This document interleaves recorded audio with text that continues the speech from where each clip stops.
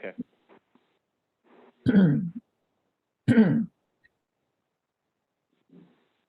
This conference is being recorded. Only the main conference is recorded.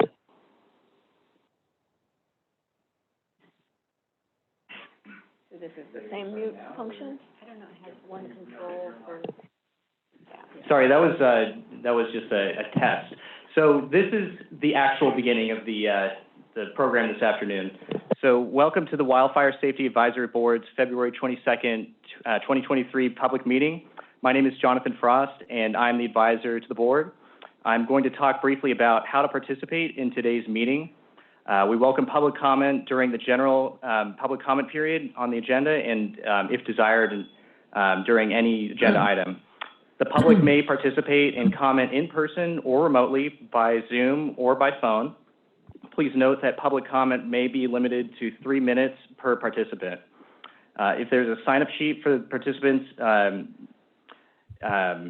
the room, just please indicate which agenda item you wish to comment upon. Participants will be called upon in turn. Participants by Zoom will be placed on mute and listen watch-only mode until the public comment portions of the meeting conclude are reached. During the public comment portion, participants can use the raise hand function on the Zoom video conference, and they will be called upon. Please be aware that participation by Zoom while in the room in person may cause sound issues, and please mute your microphones and speakers as appropriate. Participants by phone will be placed on mute and listen-only mode until the public comment portions are reached. Once the public comment portions of the meeting begin, participants may dial #2 or #2 when they wish to speak to be placed in a queue by the operator. Relevant materials for today's meeting may be found on our website at energysafety.ca.gov. I won't read the rest. Public comments received in writing can be found at energysafety.ca.gov. Okay, go ahead. Next slide, please.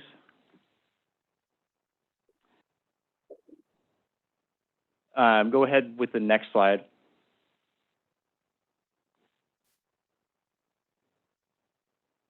Next slide, please. So this is on the screen is a list of the WSAB members. I'm now going to turn the meeting over to Chair Block.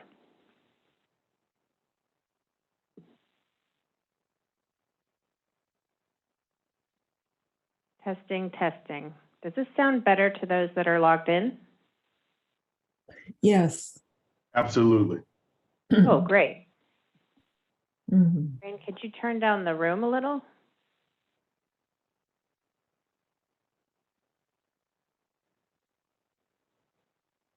Testing, testing. That's better, right? Okay. Mm-hmm. Wonderful. And do I still sound okay online? Yes. Wonderful. Okay. Thank you, Jonathan. My name is Jessica Block. I'm chair of the board, and I'll now call this meeting to order. Today is February 22nd, 2023, and this is the first quarter meeting for the Wildfire Safety Advisory Board for 2023. I'd like to thank my fellow board members for being here with us today. It's really nice to see those of us who could be here in person. I'd also like to thank very much Rain Vasquez for setting up the remote participation and assisting to ensure that this hybrid meeting will run smoothly. We've always got new technical challenges in every new venue, so thank you all for your patience. I'd like to also thank our staff advisor, Jonathan Frost, and our staff administrator, Marianne Aguayo. We couldn't get here without you. I'll turn the meeting back to Jonathan to lead us in the Pledge of Allegiance and the safety moment. Okay, thank you, Chair Block. Pledge of Allegiance. Please repeat after me, and we'll be standing in the room. I pledge allegiance to the flag of the United States of America and to the republic for which it stands, one nation, under God, indivisible, liberty, and justice for all.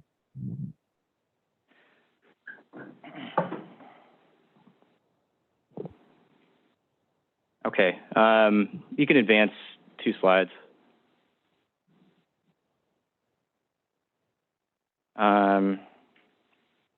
Okay, so this is just a quick overview of the agenda.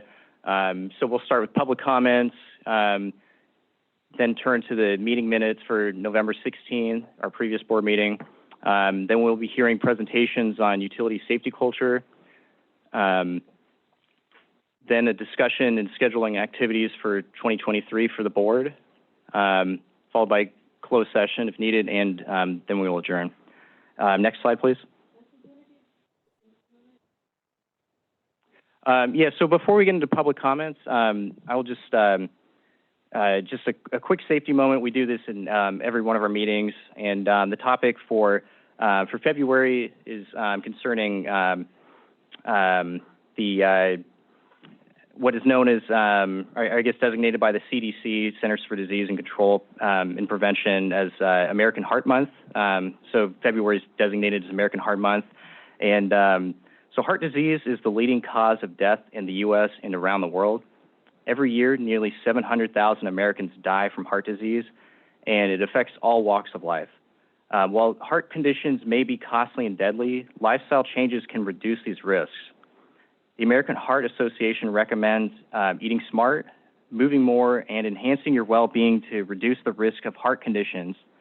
So for more information, please see www.heart.org, Healthy Living. Now I'd like to turn the meeting back to Chair Block. Thanks, Jonathan. And thanks for going over our agenda. I'd like to open this meeting by first saying that the purpose of this meeting is going to be slightly different than past meetings we've had. We're going to be focusing our priorities and schedule for 2023. It will include a discussion of the board's approach to the Public Utilities Code, Section 8389, annually mandated activities, and to policy paper. And we'll also be discussing a new concept that I'm proposing to generating policy papers on existing and emerging policy topics.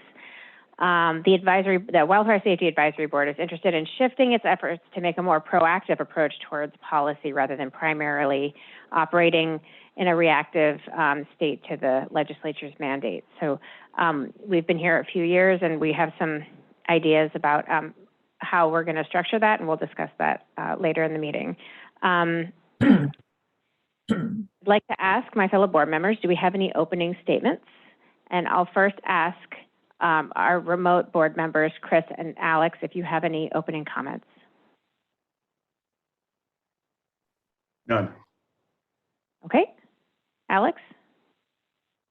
Alexandra? I do not. Great. For those of us in the room? No. Okay, we have no opening statements from the board. Next, we'll move to the general public comment opportunity.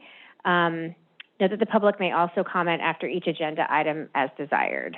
Rain, are there any public comments on the phone line? At present, we do not have any public comments. What about public comments on Zoom? At present, we do not have any public comments on Zoom. Okay, great. Next, let's check the Wildfire Safety Advisory Board email box. Jonathan, do we have email correspondence? None at the moment. And I do want to reiterate that public comments are really important to us. We very much value public participation, and we learn a lot from them. Please do participate if you're logged in and would like to communicate with us during this meeting.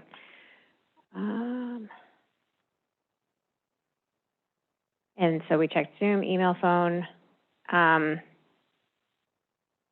Okay, this will close the general public comment opportunity at the beginning. Next on the agenda is the board discussion adoption of meeting minutes from our November 16th, 2022 board meeting. I hope everyone's had the opportunity to read the minutes. Are there any edits or additions to the meeting minutes by any board members?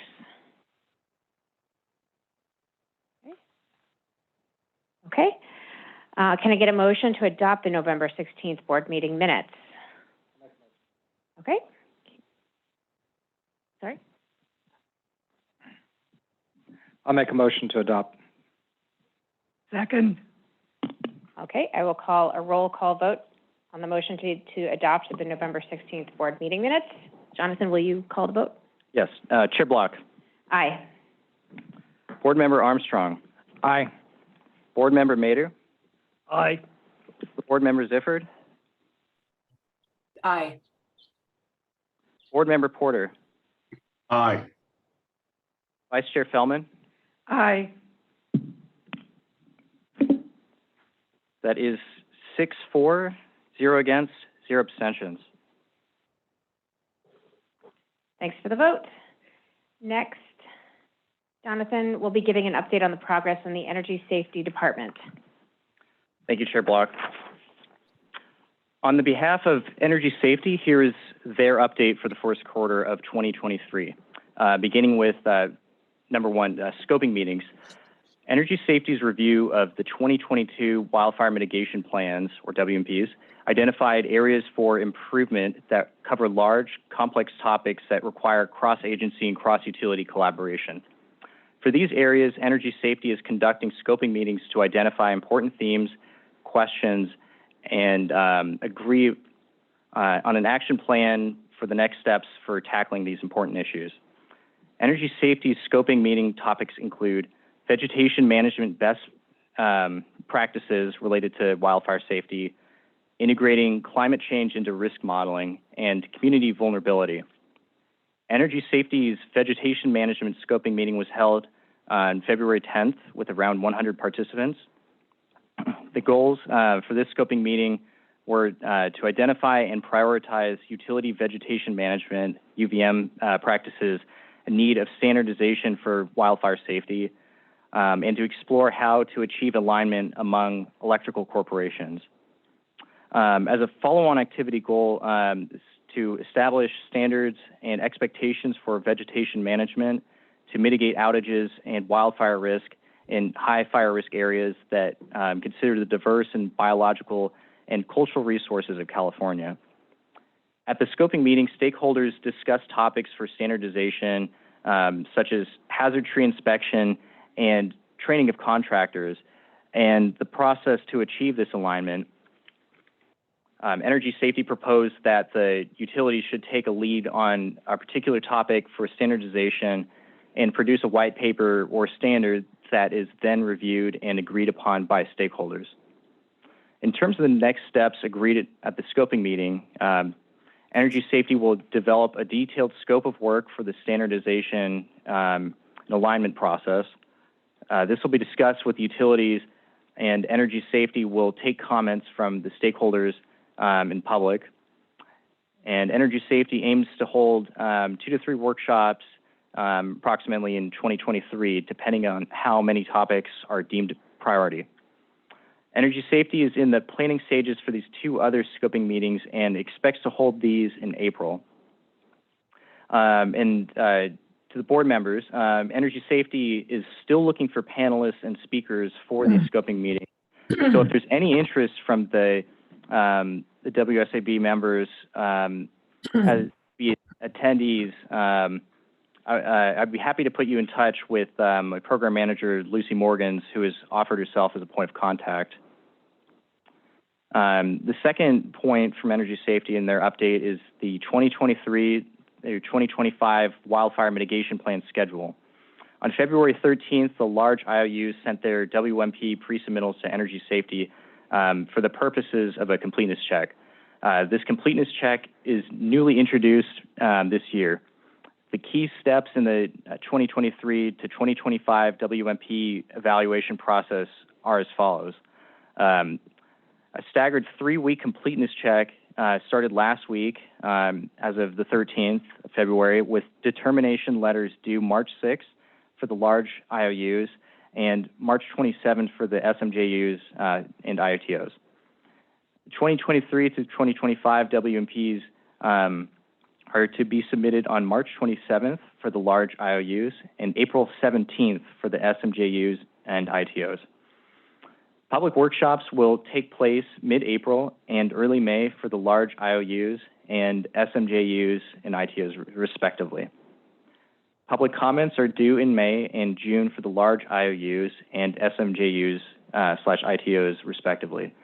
Any revision notices will be issued by Energy Safety for the large IOUs by the end of June, and the SMJUs and ITOs at the end of July. by the end of July. Draft decisions issued for large IOUs without a revision notice are expected to be published in mid-July. Draft decisions issued for SMJUs and ITOs without a revision notice are expected to be published in August. And draft decision publication date for electric corporations receiving revision notices will be confirmed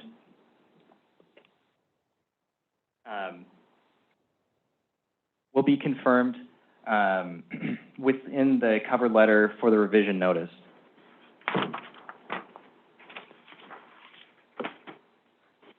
Energy Safety very much looks forward to receiving the recommendations from the WSAB on additional WMP requirements and performance metrics. Energy Safety is working with the WSAB advisor, myself, to determine the timeline for this and to schedule meetings with the board members to discuss our WMP evaluation process further. The final item in the update is regarding Energy Safety's annual safety culture assessments. Energy Safety has been working with a consultant to complete the 2022 safety culture assessments. The reports are currently being drafted based on management self-assessments, workforce surveys, and workforce focus groups. Energy Safety expects to publish the safety culture assessment reports next month. In conclusion, Energy Safety very much appreciates the valuable and insightful contributions from board members and looks forward to building on this relationship over the coming months. Thank you, Jonathan. Are there any comments from the board members on the energy safety updates? I'll say one. I'm starting to participate in the utility vegetation management scoping meetings and am continuing to attend the risk management working group meetings as well. The conversations are quite fruitful and interesting, and I think that they're on their way to creating some great criteria for future activities with the utilities. And I'll touch on those later in the meeting. Okay, now we're going to hear the presentations on utility safety culture assessment that are scheduled for this afternoon. We'll begin with Dr. Mark Fleming from St. Mary's University of Halifax, Nova Scotia, followed by the large investor-owned utilities, or IOUs, PG&E, SDG&E, and Southern California Edison, and conclude with a presentation from Dr. Louise Comfort from UC Berkeley. Okay, go ahead and advance the slide. Allow me to introduce Dr. Mark Fleming, who will be providing the first presentation. Dr. Fleming is a professor in the Department of Psychology at St. Mary's University, Halifax, Nova Scotia. He has just completed a 5-year term as the CN Professor of Safety Culture. Dr. Fleming is an applied psychologist with nearly 30 years of experience working to enhance safety culture in a range of safety critical industries, including the offshore oil and gas, nuclear power, petrochemical power generation, and construction. He advises regulators such as the Canadian Energy Regulator, U.S. Department of Transport, UK Nuclear Regulator, and large organizations on safety culture assessment and improvement. He's dedicated to developing practical and valid tools to assist organizations to prevent harm. He holds degrees from the University of Aberdeen and the Robert Gordon University in Scotland. Please, Dr. Fleming, take it away. Great, thanks, Jonathan. Jonathan, are you going to be able to control my slides, or am I going to be able to share my screen? We will advance the slides. Okay, so many of the slides are Bill's slides, so you're going to have to be able to move quickly. Just keep you going in terms of how this is going to work. So thanks for inviting me to talk to you. I'm going to give a pretty quick overview of safety culture research. I've been working in safety culture for the past 30 years. And I'm going to talk for about sort of 10 or 15 minutes just to give you an oversight of the research behind it and some of the challenges. So I'm going to talk about the origins, why it's related to disasters and measurement. Next slide, please. So in the beginning, the term safety culture was coined after the Chernobyl disaster in 1986. You can advance the next two pieces, Jonathan. And you may have to do this for all the slides, actually, that we've got build components. So it was really, the term safety culture was developed by the IAEA to solve a political and international political problem, not any sort of conceptual issues. So after Chernobyl, the Western governments, led principally by the US, wanted to say that the disaster in Chernobyl was due to the Soviet culture, because this was in the middle of a Cold War, if people can remember. And obviously, the governments allied with the Soviet Union were like, no, no, no, we can't say the Soviet culture. So the sort of the fudge that the IAEA is very good at creating was to come up with this new term called safety culture. So that's where the term came from. Someone just made it up. And it was really just then put into the report for the IAEA investigation into Chernobyl. And after that, then the interest in the concept grew. And now it's a globally recognized but poorly defined term that is a major area of practice, right? And in fact, I would argue that the popularity of safety culture is because of its ambiguity. It means everything to everybody, and that allows people with a lot of wiggle room when we talk about the term. And part of what I'm hoping to do today is to provide a little bit more clarity around what safety culture is actually about and what it's not about. Next slide, please.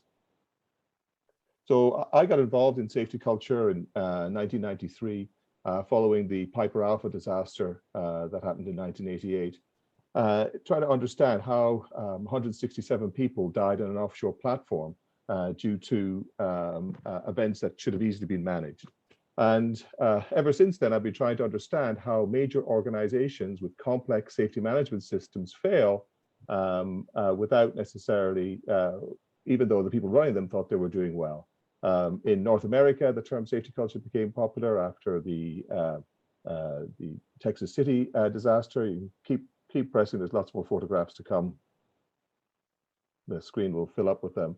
And subsequent to these disasters, we've got many disasters have happened. And usually as part of that report or public inquiry into that report has identified safety culture as a component or an aspect that needs to be improved to prevent future disasters. In North America, the Deepwater Horizon, the presidential inquiry into that disaster, again concluded that there was a poor safety culture in BP. Jonathan, are you able to advance the slides? We're having a problem here. Okay, you can keep going. That's San Bruno. That's Lac Mégantic disaster in Canada, Campfire disaster. What we know really from these events is that when we look back at these disasters, it wasn't that there was an absence of controls or a lack of awareness of the potential hazard. It was because the systems broke down disastrously, not because of individual errors, but malpractices that corrupted the social system and organizational functioning. Next slide, please.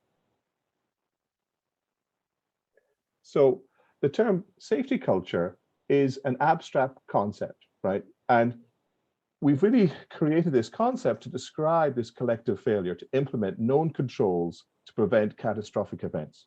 I think the thing that's often missed when we look back at disasters is that these were things that we knew how to control. There were procedures and processes that should have been in place to manage them.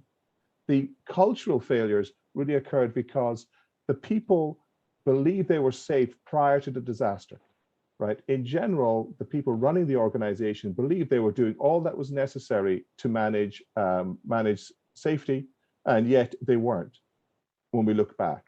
So concern about major hazard risk is really what safety culture is about, rather than occupational safety. And sometimes these two things get sort of smushed together, but really our interest is in preventing major incidents rather than occupational injury. Next slide. So I think it's helpful to define safety culture, and this is one of the definitions that I particularly like. So if you just build the slide, thanks. So safety culture is the shared values, attitudes, and behavior that determines the effectiveness of safety management. right? So there's a couple of really important ideas there. One is that it's shared. It's not an individual level concept. It's something that we share together. We need to go back a little bit. And it's something that determines how effective your safety management is. And that's a pretty bold statement, right? So what we're saying is that your ability to manage safety effectively is predicated on the culture that you have. And that's basically because what we observe is many organizations have very similar systems on paper, but in practice, they vary a lot. And it's the in practice piece that is the result of culture. So culture really exists as the difference between what you say you're going to do and what you actually do, right? So that's what's the distinction between culture and why it's so important. Next slide, thanks. So there are some things that sort of stand out. It's something that people share. It's something that operates at an organizational rather than individual. So sometimes it's not correct to say a person has a poor safety culture, and it's not about individuals. It's about what the group shares and what's promoted within the whole group. It's complex, so it's not a very simple thing. So it can be hard to get your head around, and it includes things like values, attitudes, beliefs, norms, and attitudes to risk and safety. And the important thing, it really does influence or determine the safety practices within the organization. And that's not just the safety practices of frontline staff, it's the practices of leaders and decision makers within the organization as well. And they often get left out of this process. Next slide, please. So a number of years ago, we did a review of 17 disasters, and we tried to look at what were the cultural causes. And we identified 4 of them: tolerance of inadequate systems, normalization of deviance, complacency, and work pressure. So next slide, please.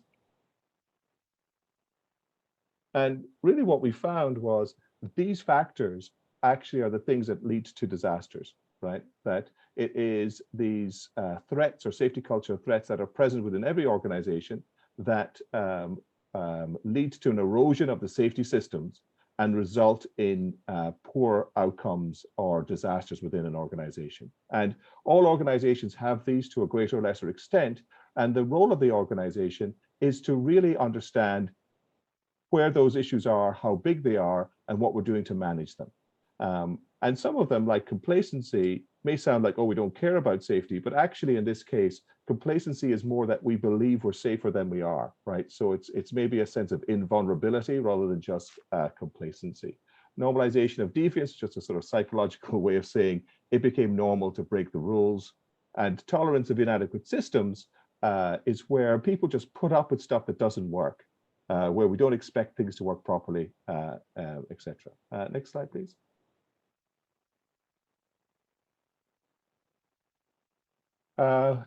One of the things that external stakeholders struggle with is, how do we understand this sort of complex nature of safety culture? We know it's important, we know that it influences outcomes, but how do we then influence it because it's an internal aspect of the organization?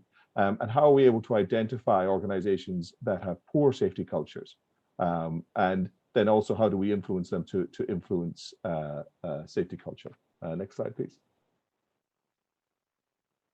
So one of the things that this tends to lead to is a desire by external agencies to measure safety culture, or to get their duty holders to measure safety culture. And I suppose the first point I'm going to make is this is an abstract construct. So you can't measure it. It's not an object. It's not something that's physical. So measurement is not the appropriate term. So we tend to talk about assessment in the first place. The metaphor that I use to try and explain this to people is that safety culture is sort of like love, in the sense that it's a term that we've made up to describe a phenomena that we experience as human beings. And while we might all agree that love is important, I think we might also agree that you don't really measure it, right? It's quite difficult to say, if you were asked, how much do you love your partner, put it on a scale of 1 to 100, right? And say, is that really a measurement in a meaningful sense? You could probably get someone to do it, but I'm not sure that it would qualify as measurement in the way that we think about it. So just because it's an abstract construct does not mean it's not important. but I think it's important to understand the limitations of how you might go about understanding it in an organizational context. First of all, the term safety culture is overused. It's sort of a tagged onto anything, particularly by organizations selling something. They want to sell safety culture. You can get defensive driving safety culture training.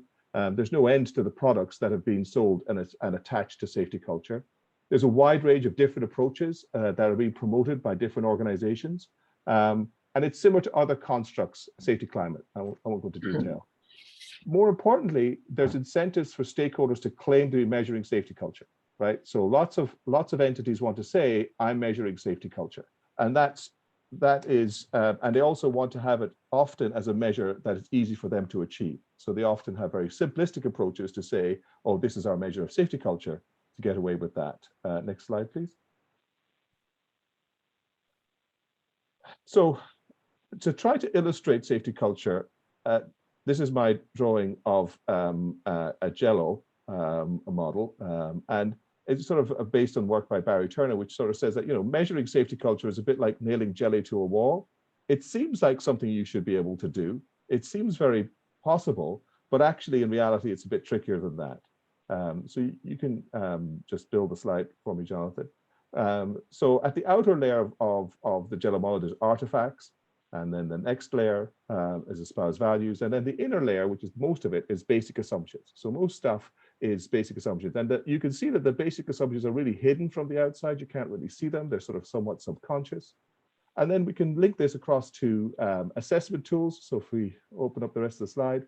So we've got things like metrics, indicators, and finally perception assessments and comprehensive assessments. And all of these different assessment techniques give you different types of insight. What I will say is that the only one that really gives you a full view of safety culture is what we would call a comprehensive assessment. The others give limited views of safety culture. Now, there's generally a pretty significant resistance among industry players to do comprehensive assessments because they're time consuming and they're very expensive. And also they give, you know, maybe sort of obscure answers sometimes. So, but I would advocate that really, if you want to understand your culture, you need to do a comprehensive assessment. An example of what a comprehensive assessment looks like would be the one that was completed on so-called gas and Sempra by 2EC. And that report is publicly available through the CPUC website if you're interested. Next slide, please. So one of the things that many organizations get sucked into when they start thinking about safety culture and talking about measurement rather than assessment is objectivity. They really start thinking that numbers are objective, and they're not, particularly in the case of safety culture. We could put numbers on stuff. We could say X% people perceive this or that, but it's still very much a subjective assessment. We can also look at some of the artifacts, some of the things that might be visible reflections of the culture that are quite easy to see, like holding the handrail when you walk down the stairs within a company. But they can easily be deceived because many companies will train their workers to do that. So it's not necessarily an indication of very much other than it's just a rule. And then also, if you rely on a limited set of indicators, they tend to become distorted. And this is consistent with Goodall's law. When a measure becomes a target, it ceases to be a good measure. So there are some real challenges in this space around assessment. Next slide, please. The American Petroleum Institute does give some good guidance on how to do a comprehensive assessment. And it says, first of all, that it needs to be multi-method.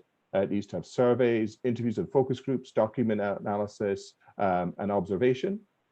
Again, this is a very time-consuming sort of process and takes a lot of resources. And in my experience, there's been very few examples of organizations doing this outside the nuclear industry in the US. Next slide, please. The other thing that I would say is that when you're doing a safety culture assessment, it's really unhelpful to make good, bad judgments, to say we've got a good culture or a bad culture. And in my experience, if you say to a company that they've got a bad culture, they get upset and they don't really listen to the results anymore, and they become arguing about how the results aren't true and it's all just perceptions anyway. And if you say they've got a good culture, then they don't do anything because they've got a good culture and there's no need to improve. So you're sort of built in a dilemma. So I'm very reluctant to ever say there's a good or a bad culture. And I like this quote from Kung Fu Panda, where Shifu says, "Master, I have very bad news." And Oogway say, "Ah, Shifu, there's just news. There's no good and bad." And then he says, "Tai Lung has escaped from prison." And then he says, "Well, that is bad news." So the exception, sometimes if things are bad, it is pretty obvious. So I think you can, I think I've said everything that's on the slide, but you can complete it, Jonathan. No, it's not going to go. Anyway, next slide. Okay. Yeah, so rather than focusing on good, bad, it's useful to sort of try to understand why employees have the perceptions they have if you're doing a perception survey, and rather than deciding this, it's a good or good enough score. Next slide, please. So just to summarize that, safety culture is not real in the sense that it's not something you can touch or feel or measure, but it's still important, right? And if you think about it as equivalent to love, I think you maybe get the idea. I think that simplistic approaches, particularly say a survey-only approach, are unhelpful and give you the illusion of objectivity. Companies often would get excited and present their survey results, and they were gone from 1 year where they'd had a mean score of 3.8, and they've moved to a mean score of 3.9, and they're really excited about that change. And that's not a meaningful change, right? That doesn't make any sense. And given the amount of error that's in that score, we can't say anything has changed, but yet companies get very caught up in the idea that they can produce a number, but that number is not a number in the way that we would normally use numbers. I think if organizations are getting into try to work on safety culture, they need to have a sophisticated understanding of it. And they should also try to look for the safety culture threats rather than just look for the positive aspects of safety culture. Okay, I've spoken for long enough. Sorry, it took me a little bit longer to get through that, but thanks for your attention.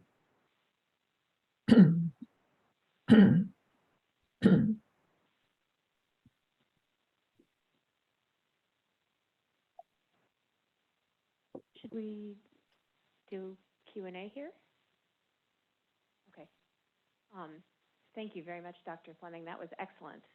I learned a lot. Should I ask from the board? Yeah, does anyone from the board have any questions or comments? Chair Block, I do have a couple of questions for Dr. Fleming. Go for it, Chris. Dr. Fleming, do you, in this, Back one. Great. can you hear me? Yep. Oh, there we go. Right.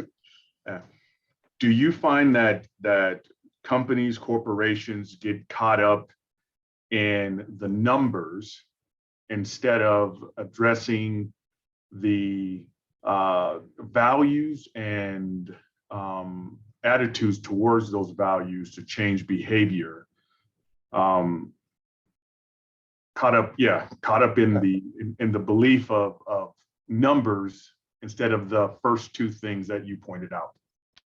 Yeah, so I think there's a couple of things that happen. I mean, some of the blame is on psychologists like myself, right? When we started doing this, I think we maybe had engineering envy, where we wanted to be treated as serious people with real scientific background, and sometimes that led us to emphasize the sort of the validity and the numerical strength of our tools.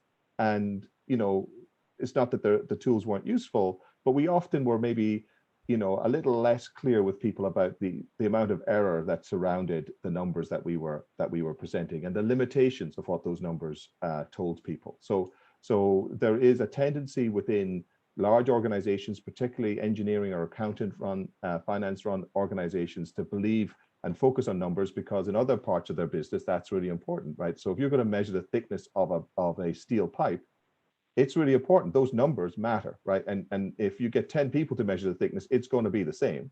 But the numbers that we produce aren't the same, right? They're just they're translated into numbers, but they're not as reliable as those figures. So they often get tricked into that. And they're also very focused on performance management. So they believe that if we set a target to go from a 3 to a 4, then that's going to improve things. And given the nature of our numbers, often it doesn't improve things at all. It makes things a lot worse because actually, there's so many different ways you can move those numbers and not always in a good way. So yeah, it's a bit more complicated. And that's why I rely a lot on metaphors to try and explain what I'm trying to say, because people get sucked into this idea that we want to get better and they're genuinely trying to get better, but they don't. One other example, one of the things that was, I think, particularly important with the Deepwater Horizon disaster was that BP had been doing safety culture assessments because they had the Texas City disaster, which happened in 2005. And then they'd been doing safety culture assessments across North America, including the asset that was managing Deepwater Horizon. And they did not see anything negative coming, right? None of that was good data to them, right? And principally, they were relying on perceptual surveys, which have a number of limitations, right? And the second question is safety culture, measuring safety culture. Like you mentioned, it's a ubiquitous term. Is there, do you think we should figure out some new term or something to truly represent what we should be doing in this arena? Well, no, I mean, I think we just need to get a little bit clearer about what it is we're talking about, and by educating people about what good assessments look like. So if we look at the American Petroleum Institute, right, engineering type driven industry, but they were able to change their guidelines to say, this is what an assessment looks like, and this is what we expect it to look like. Now, some of their members haven't been so enthusiastic about that change, right? But the guidance is out there, and I, for one, spend a lot of my time trying to explain to people what a good assessment looks like and why that would be a thing that's worthwhile doing. And organizations, some are trying to take that on board, right? Thank you. Yeah, too brief. Thank you very much, Chair Block. This is Vice Chair Fellman. Dr. Fleming, you started to mention what would be a good assessment. Can you give us an example of a company or a situation where a good assessment was done and there were results that were positive, and how the company or organization that came up with a positive result, what did they do to encourage that? Because you're telling us there shouldn't be metrics, there shouldn't be, there's a lot of things you told us we shouldn't do. What should we do? Okay, thanks for the question. So I'm going to take that in two parts. One is, I just want to clarify a point. I suppose I'm not saying that you shouldn't use metrics or indicators. I'm just trying to say that you need to be aware of the limitations of those things, right? So metrics and indicators can be helpful. Perception surveys can be helpful. It's just that I think you need to be aware that there can be a bigger picture, right? So I typically recommend to organizations after they've done a safety culture assessment that they have some metrics to track improvement over a period of time so that they can see that the initiatives that they're putting in place help them improve. It's just important that they realize that there's a difference between the metrics and a cultural assessment, right? So to know the limitations of what you're doing rather than to just accept them blindly, I suppose is what I'm saying. They have their benefits, but they also have limitations. And in terms of companies, a number of companies have really adopted it and helped them improve their performance.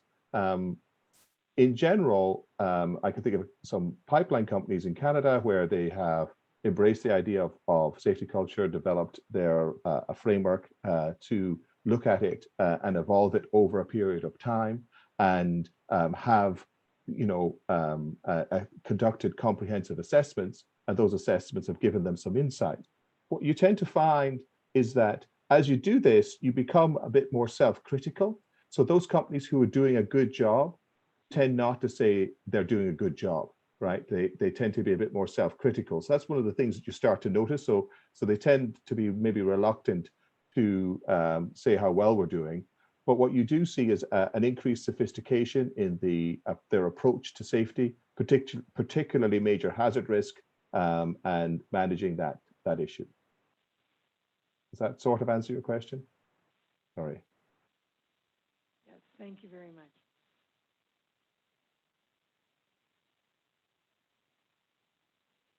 Dr. Fleming, I'm going to take a different approach than Board Member Porter, but along the same lines. When an organization has a cultural deficiency, the result that can contribute to a safety problem, and you named one of the main ones as being a production pressure. The same can apply when it's endeavored to adjust your safety culture, to adopt, to improve. That the same type of pressure, if an organization is not able to be retroflective enough to be able to understand that the underlying cultural deficiencies can taint this effort as well, that can lead to an inability to adopt changes, positive changes. Another observation I'd be interested in your opinion on is, in my experience in organizations that are attempting to change their safety cultures, many times they will develop a safety department. And I have observed that this can be, can hold back progress. It becomes somebody else's problem, another organization's goals, rather than something that needs to be imbued into the entire organization. I'd be interested in your observations or your thoughts on those two observations. Yeah. So, I mean, I think that the purpose of a safety culture assessment is to gain insight into your culture and to sort of, reflect on it critically, warts and all, and think about, who we are and how we're going to improve, and being able to recognize some of those weaknesses and accept that you have weaknesses. One of the big problems in many companies is they're unwilling to accept any form of weakness. And a real denial. So you cannot address what you do not acknowledge. So if you're not willing to acknowledge that you've got a problem, then there's no hope for you improving. And that's a big challenge for many big corporations. They struggle with the idea that we're not perfect, this sort of perfectionist illusion. And again, I agree with you. This is not a safety department issue. This is about how safety culture is not something that you do. It's the way you do things, right? So culture is about an approach, it's a mindset, it's a way of doing things, and your culture is evident in how you approach a problem, how you address and focus on improvement. So when I talk about safety culture improvement, really what we talk about is operational improvement, and that operational improvement models cultural improvement, right? So it models the culture that we're trying to achieve. But a lot of safety culture assessment work is about self-awareness, raising the awareness within the organization, and then trying to model or promote the values that we're trying to aspire to. But if you're not willing to accept that you're not currently perfect, then there's no hope for improvement, unfortunately. And that's the first barrier with many organizations. They're just not willing to accept that they're not perfect.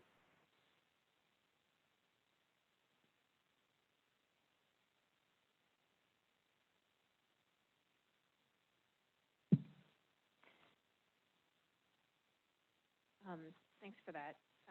One thing, sorry.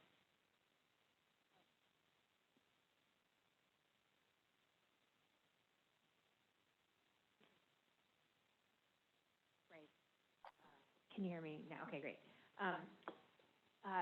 Dr. Fleming, this is Chair Block. I was wondering, what I noticed not mentioned, what key terms I noticed were not mentioned in your presentation were trust, and relationships across, in particular, what might be siloed tasks or hierarchical tasks, and potential failures of communication, especially, I think, where you were touching on things like, the engineering that we can build on. But when you build requirements and document your requirements, there's always a chance for things to fall through the cracks. And where those details fall is where the failures can occur. Can you speak to that at all? In particular, the nuances of small details that may not be accounted for in requirements building, and how trust building and relationships in the organizations can be strengthened. Yeah, so I didn't cover sort of the positive dimensions of safety culture. So there's a lot of different models that would talk about that, and sometimes it would have trust, sometimes they have communication, sometimes they're aggregated up into other formats like psychological safety that capture many of those elements. So there's lots of different frameworks that describe a positive culture. And those things are important. I chose not to put them in just because often they're over covered. And I wanted to highlight the fact that actually what we're interested in, at least what I'm interested in, is preventing bad things happening. And a lot of that is to do with some of the safety culture threats that don't get the same airtime. So I cut that slide in the interests of time. But I think the overarching theme or concept of psychological safety or environment for raising concerns is critical, which includes that idea of trust, so that I can raise a concern and I can be wrong about my concern and I will not be punished for that, right? So typically, if somebody raises a concern and they're right, people are usually happy enough to say, oh, good job. But it's when someone is wrong and they raise a safety concern, genuinely concerned, but they happen to be wrong. Often that person could get into trouble immediately or is sort of seen as a troublemaker rather than sort of seen from the intent of trying to be helpful. So creating that context of trust, particularly making it safe for people to raise concerns and be wrong about those concerns that they've raised, and maybe to raise them quite vocally and still be wrong, is really a context of when we're trying to create a resilient or reliable organization. So I think you're right; those things are important. I just didn't go into detail just in the interest of time. Excellent. Thank you so much. I want to pay attention to time and open it up to public comment. Rain, I see one hand that's up. Yes, we have a comment from Andrew Martinez.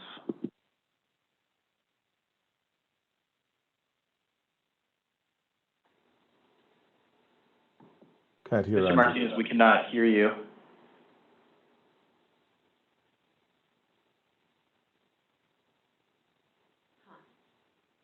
Rain, I don't know if you're able to unmute him. Andrew is currently unmuted. If you are having trouble speaking with us, Andrew, please complete the Zoom audio test and see if that fixes anything. Otherwise, feel free to put your question in the chat and I can read it out. Do we see his video anymore? Is he still there?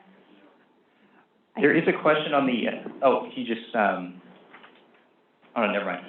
So there's a question that came in the email inbox.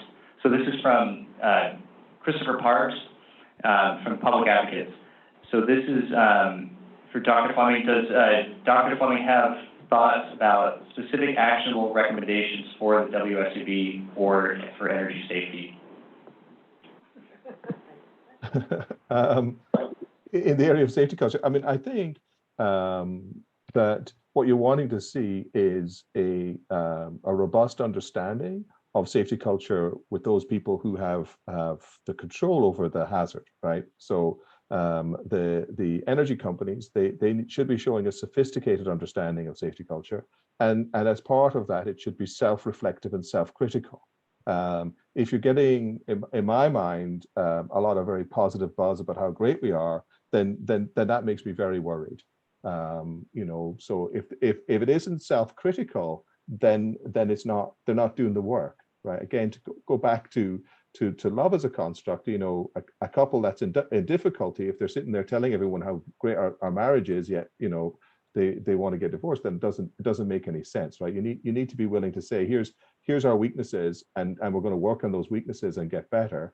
But also as external agencies need to be willing to accept that actually all of these organizations have weaknesses, and getting on their case about it and saying they're terrible and they should be shut down doesn't get us anywhere either. So there needs to be maturity on both sides of saying, well, yep, okay, here's where our weaknesses are. We're going to share those with you, but you can't come beat us up for it, right? So there needs to be a psychologically safe space created in the public domain, or public arena, which is not about beating up on utility companies or any particular entity. So there's a little bit of maturity, just to be honest with you, that's needed in this space if we want to actually improve about this. I think most companies want to do the right thing. That's the sort of philosophy I have, but sometimes they get sold the wrong direction, and that's a challenge. So I would say have a mature conversation and have sophisticated expectations around assessment. Don't sort of shortcut it. And there's a range of assessment options, from metrics indicators, perception surveys, comprehensive assessment. You don't need to do all of them all of the time, but be aware of the strengths and weaknesses of each type and what each is telling you, right? Hope that sort of answers the question.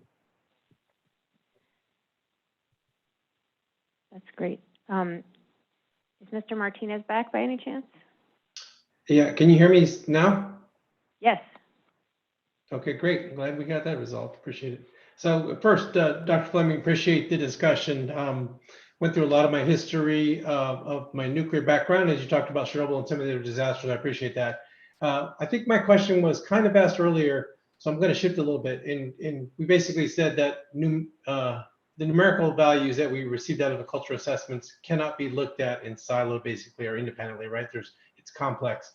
So my question really is, you know, based on your experience with all the organizations you work with, what's an appropriate time frame that we should expect to see some type of shift in a positive direction if we're implementing, you know, actions that would, you know, deem to be effective? What's realistic to see, you know, a little cultural shift that's observable, whether it's numerical or otherwise? Yeah, that's great. That's a great question, Andrew. And I don't know the exact answer to that. So some entities will say you should do a reassessment every 3 to 4 years as being a reasonable time frame. The challenge a little bit with that is that often what companies do is they do an assessment, they come up with an action plan, and they do all sorts of stuff, and then they do it 3 years later and nothing's happened, right? We've waited 3 years and there's been no change. So what I would suggest is, and this is you know, a generally accepted recommendation, is that when you come up with your safety culture improvement plan, as part of that, you have metrics and indicators, which aren't just completion metrics. So it's not about we trained 100 people, but we know the cultural outcome that we're looking for. So say we're trying to increase the psychological safety with the desired end to increase the quality of near-miss reports. Well, what you would expect then is we do something to increase psychological safety. We would expect that the quality of near-miss reports improves. And that improvement would be happening relatively near time to the initiative. So you'll be monitoring the quality of your near-miss reports over the time frame, and you'd be able to see a change following your initiative. And if you don't see a change, then it didn't work, right?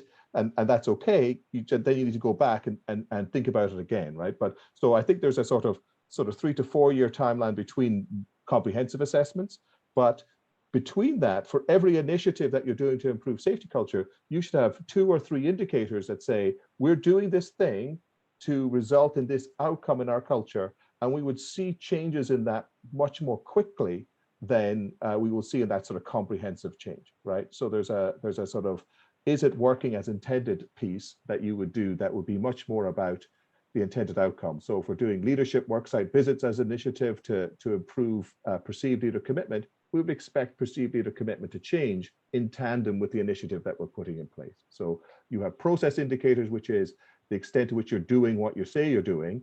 And then you have outcome indicators, which is to what extent does that thing that we've done change the aspect of culture that we're trying to change.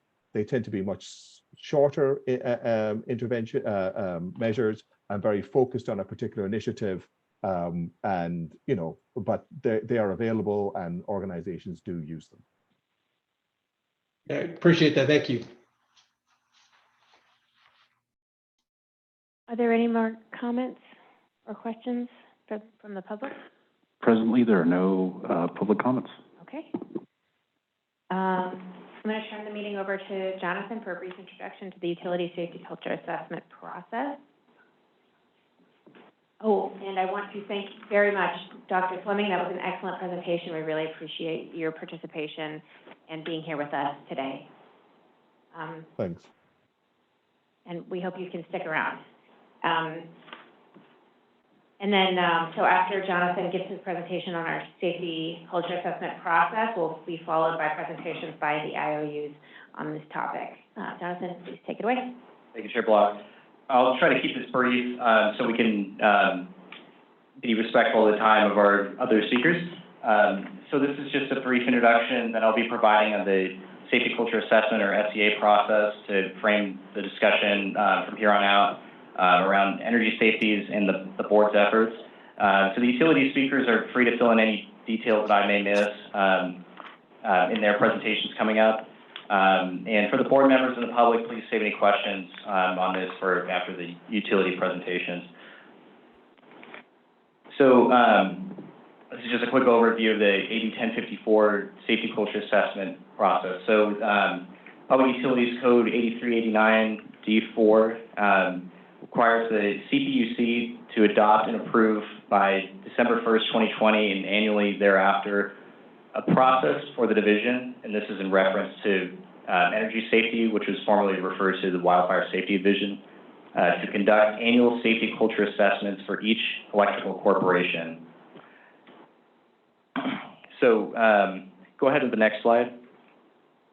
So the purpose of the safety culture assessment is to assess safety outcomes over time, foster continuous and collaborative improvement and learning.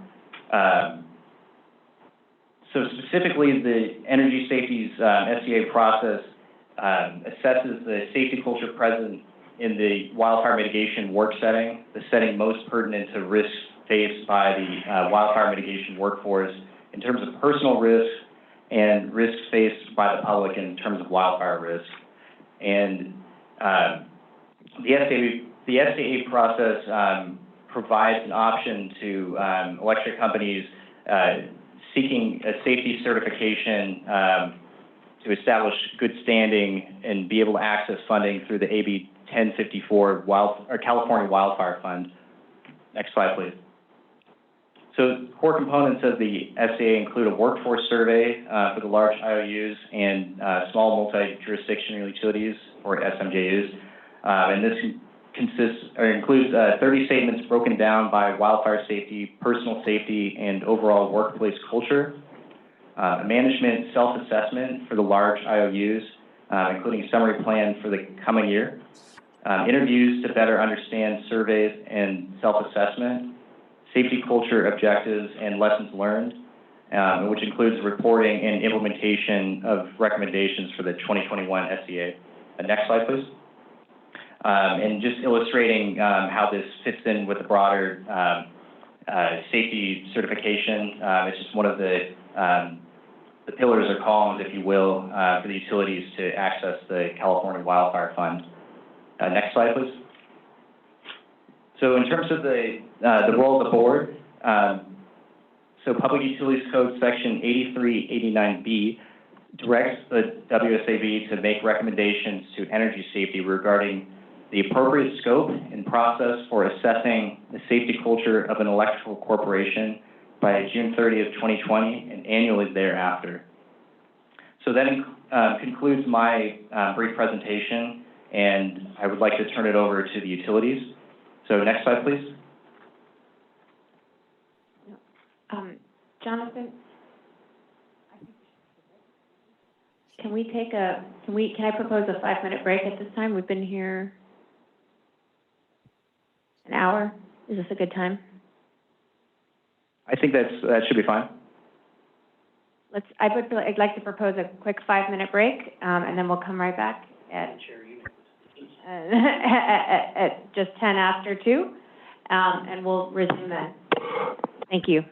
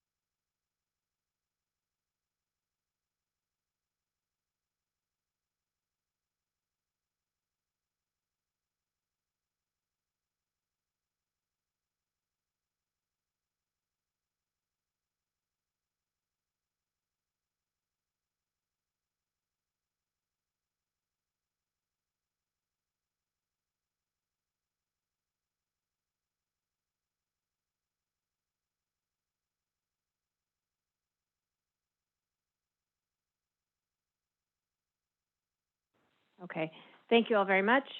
We're going to try to catch up some time here. So we're on to our investor-owned utility presentations. I'd like to, and I think, who are we starting with?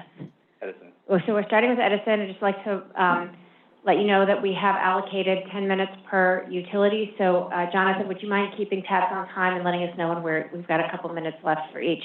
Is that okay with you, with Edison too? And PG&E and SDG&E? Yeah, we will comply. Thank you very much. And Dr. Fleming, we really appreciate you being here, but if you, we'd like to respect your time. If you need to go, please feel free. Thank you. Okay, thank you, Chair Block. So I would like to first introduce our utility speakers from Southern California Edison, Andrew Martinez and Rajdeep Roy. Andrew Martinez is Vice President of Safety, Security, and Business Resiliency at Southern California Edison, where he oversees the company's programs and activities in these areas. Before assuming his current role, Martinez served as a Director of Safety, Training, and Compliance for Transmission and Distribution, and Director of Compliance and Safety for Power Supply and Operational Services.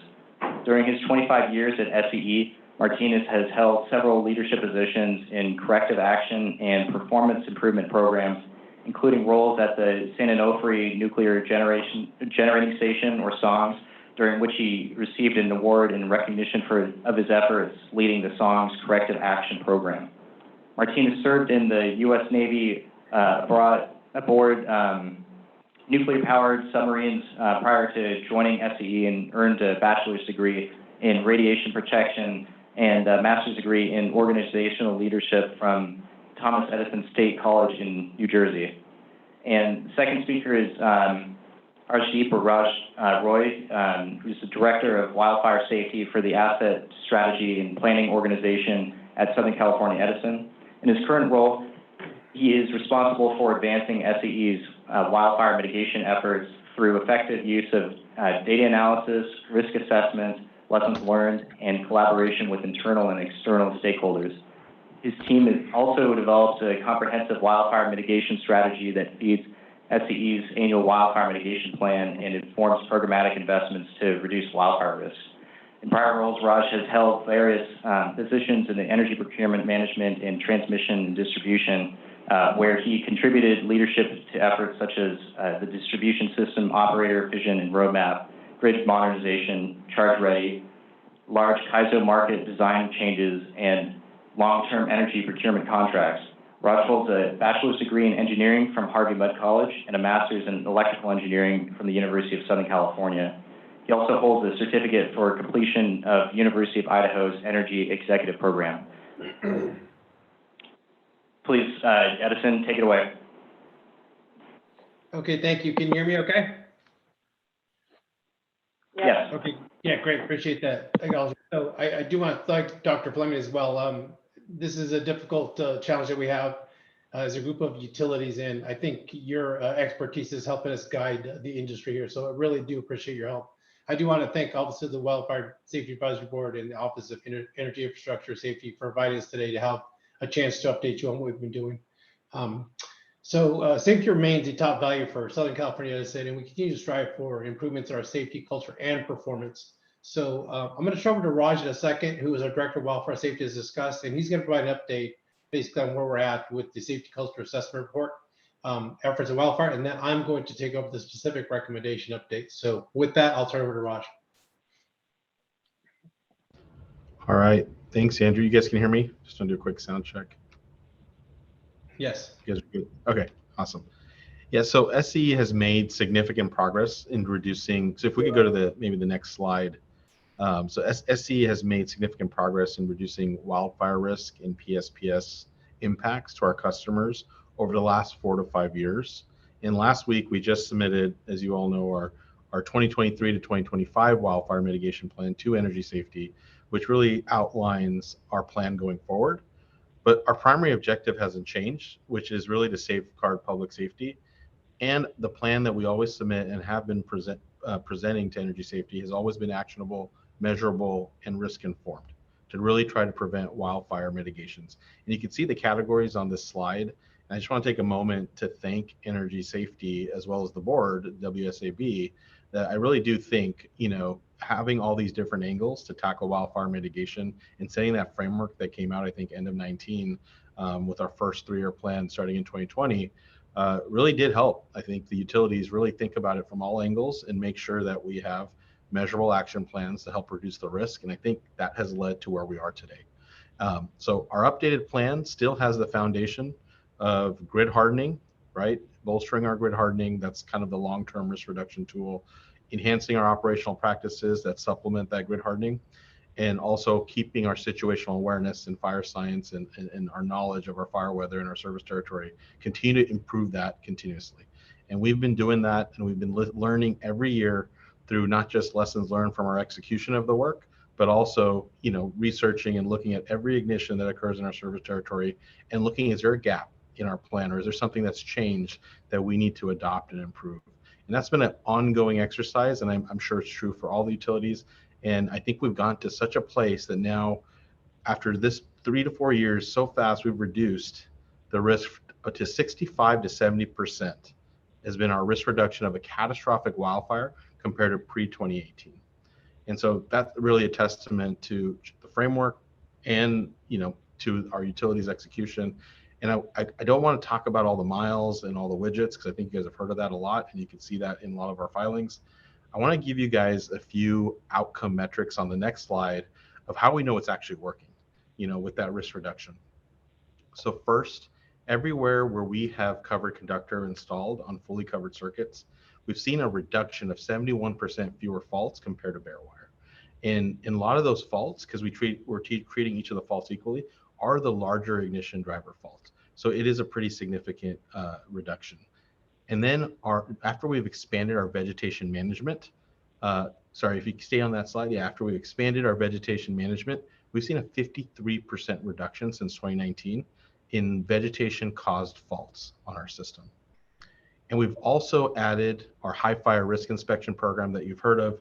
We inspect the riskiest structures every year. And we also do it 360, look at it from the air and we look at it from the ground.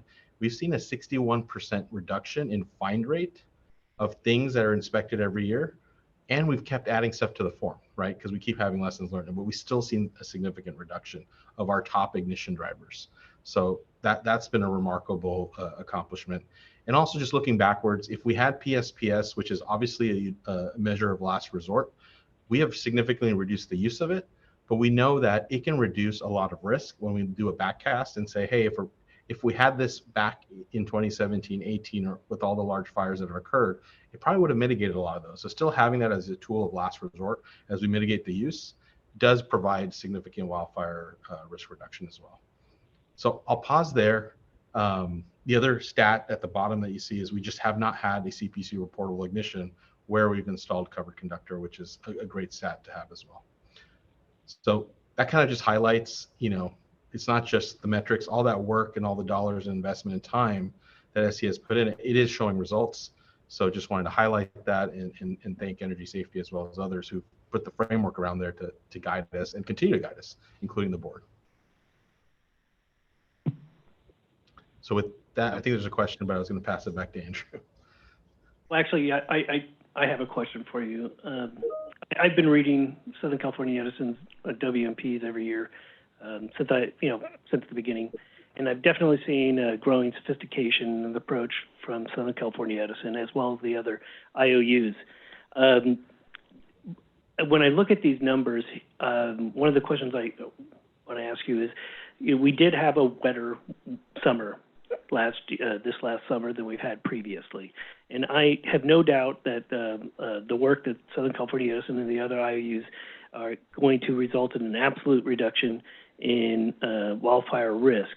But at the same time, we benefited from a wetter summer. And so that may mask, or that may, these numbers may be higher because of that, and not higher in of themselves because of the benefit that they have provided us. Have there been any work to try and, it'd be very difficult, I think, statistically, to be able to do that, to be able to normalize that? Because I'm concerned that we're going to set an expectation for X amount of wildfire mitigation work done towards a result when we have a drier summer, and not really understand that the work that has already been done has achieved so much. So excellent question. So let me start by saying our stats here are not just comparing 2022. So I just want to make that clear. So our stats here are looking at back from 2018.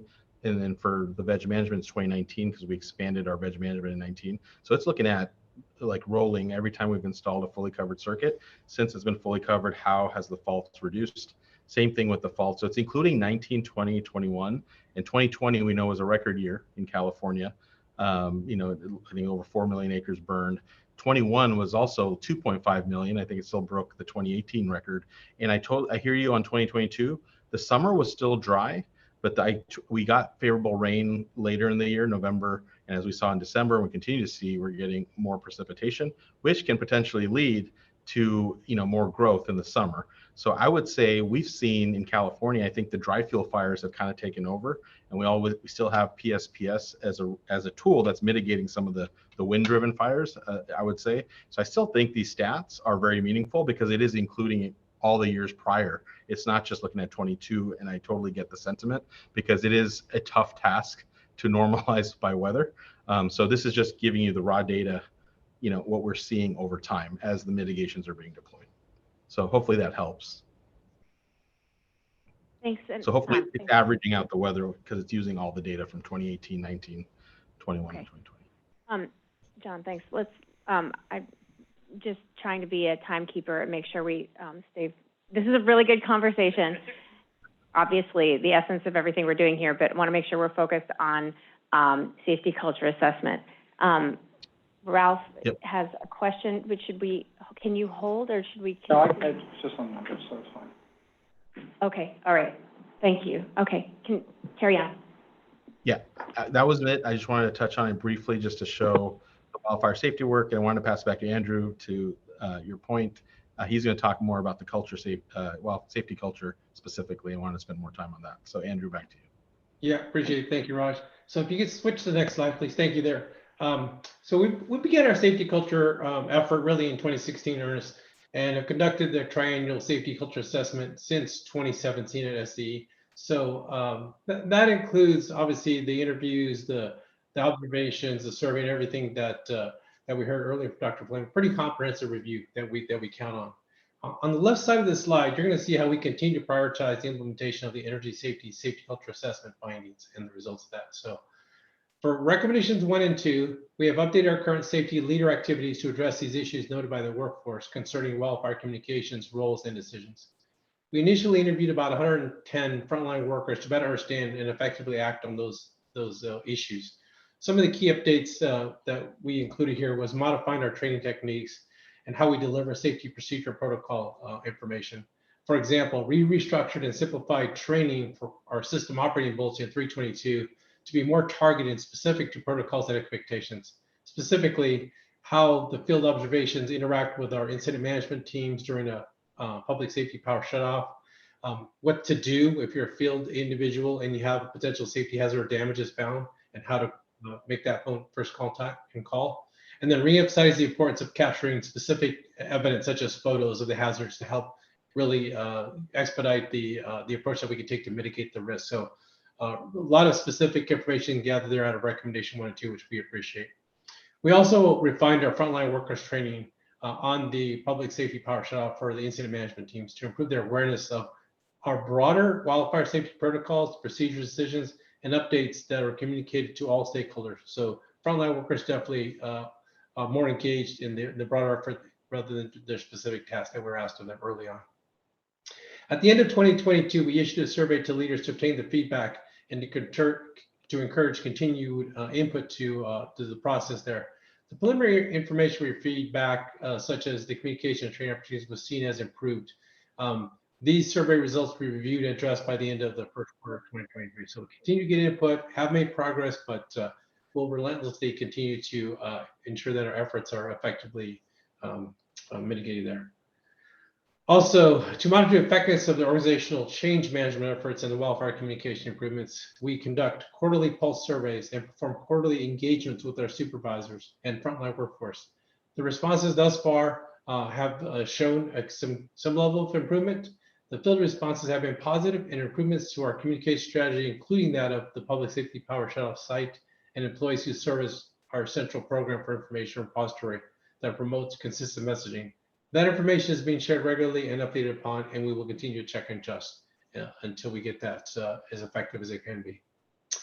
For recommendation 3, right, in 2022, we completed our initial round of human and organizational performance training, affectionately known to us as HOP training, for about 226 leaders, which was 100% of the target population for last year. We have about another 275 employees to go still. That's in our substation construction and maintenance group. 2 minutes remaining. Yep. Sorry, was there a question? Oh, this is a time check, sorry. Oh, no worries at all. This training is focused on the application of human and organizational performance training principles and creating large organization within the culture. So creating a learning organization within the culture. This is reinforced by our sustainability plan, implementation, and after training. So efforts beyond training will ensure that there's effective grab there basically by our line folks who have their hands on, in a sense. This HOP training will extend beyond the grid ops organization scheduled to begin this year. For recommendation 4, we have implemented a robust program to educate and train employees on actions to proactively mitigate the risk posed by hostile members of the public. So again, this is another hazard risk to our workforce, not only to our employees, but also to our contract workforce that helps us mitigate wildfire risk. So, part of those efforts include ongoing de-escalation training that's conducted primarily by my security force for coaching employees and contractors, recording maintenance information for our distribution to our workers, where we have customers who have presented a potential threat to employees. You can imagine all the interfaces with, collection of information through drones and otherwise have basically, in a sense to our customers, they feel a sense of threat or invasion of privacy. So we have mitigation efforts there to help reduce that, educate the public. And then also enhance visibility of our customers that have threatened or assaulted our employees, our contractors, by using geospatial maps. So this helps ensure that that risk, where there is a hazard out there caused by our customers, is communicated to our workforce before they go out to and work on those assets or be in and around them. So the results of these actions have included a 6% reduction in customer threats against our employees in contract 2022. Recognizing, similar to the comment made earlier about number of activations and impacts with the weather, we still will measure this to ensure that we are making directionally a positive improvement there. Also, we've seen a 20% decrease in customer threats based on property access issues that we had seen earlier. So again, going in the right direction. You definitely understand that yes, last year was a little bit less active than previous years, but we will continue to monitor and assess and make adjustments. Mr. Martinez, we're at time. Any last thoughts you want to impart?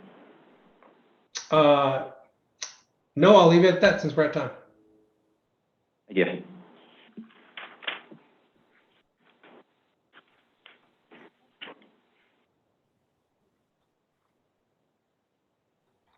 Yeah, with that, I think I'll turn over to Kevin to provide the information for San Diego Gas and Electric.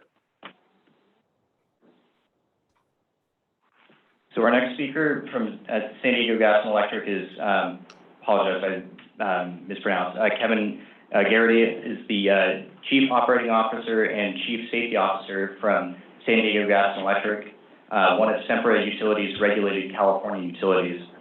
He is responsible for the safe and reliable engineering, construction, operations, and maintenance of the company's gas, electric, and generation resources.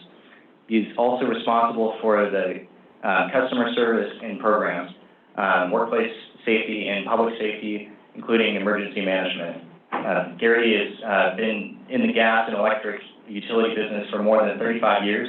Prior to joining SDG&E, Kevin was a Senior Vice President operations at NV Energy. Go ahead, Kevin. Yeah, good afternoon. I just want to check my sound. You're good. Yeah, we can hear you. Okay, thank you. Hey, so good afternoon. And my overall focus is really going to be on workforce safety culture. And I sincerely appreciated the overview from Dr. Fleming earlier. Next slide, please.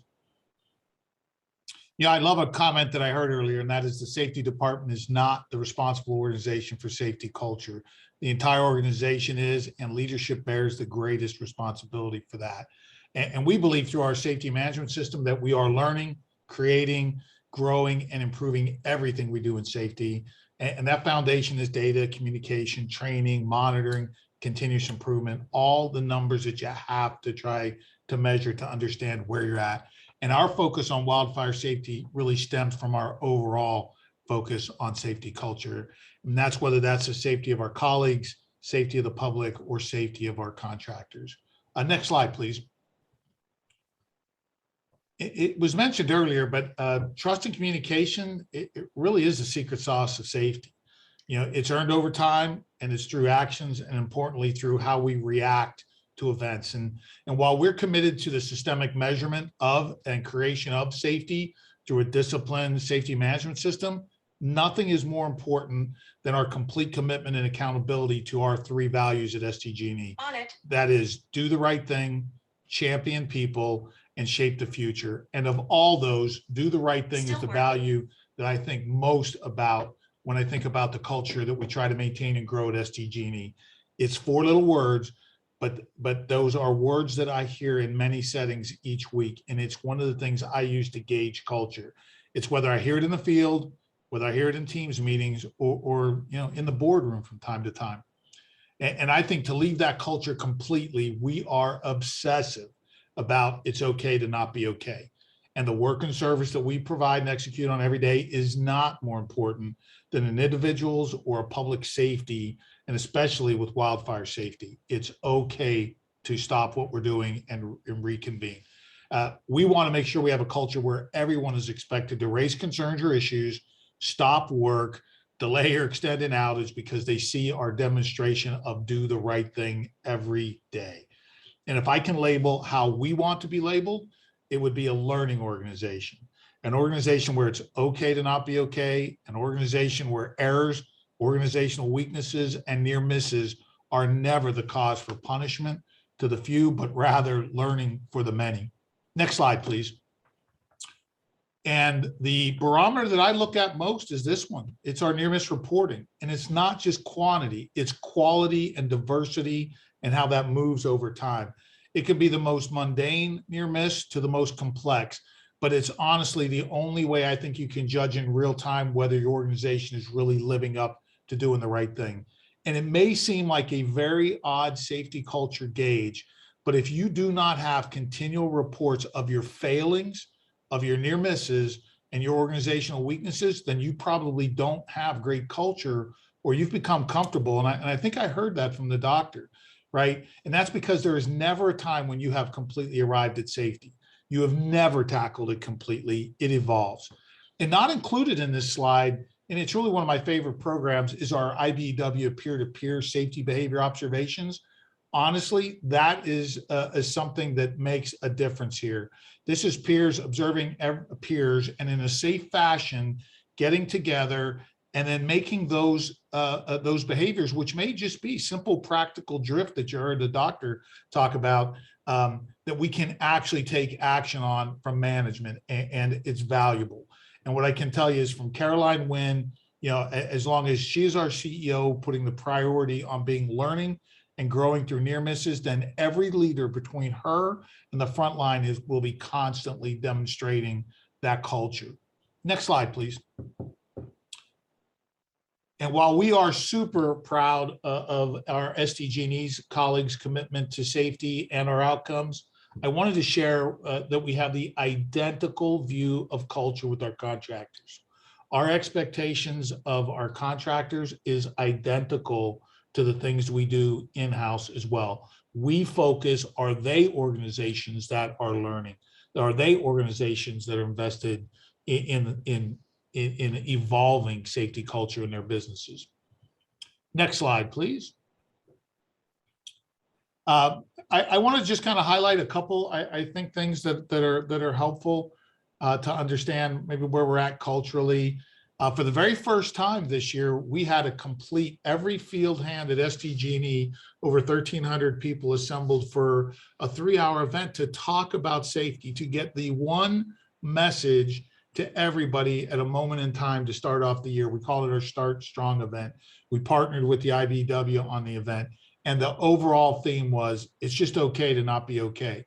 Because in my experience, most bad events, most bad incidents happen when people just aren't at their best, right? They're either frustrated, fatigued, they're complacent, and that just does not lend to a good outcome. And the most important thing we can all do is check in on one another, verify that we're all there. And if we're not, it's okay to step back from the work. And so we got together to make sure that was our one unifying message to everybody who performs work at SDG&E.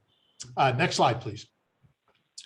I think you heard from Edison, but similar, SDG&E had 3 follow-up items from our 2021 Cultural Assessment Survey. We completed all of those with really great outcomes. And I want to highlight one, and it's on the next slide, please. At SDG&E every year, we could challenge ourselves, literally called challenge sessions or double down sessions, where we say, look, all the programs, everything that we're focused on, everything that we're doing, all the stuff we're building, is there more? So we challenge ourselves, can we do more?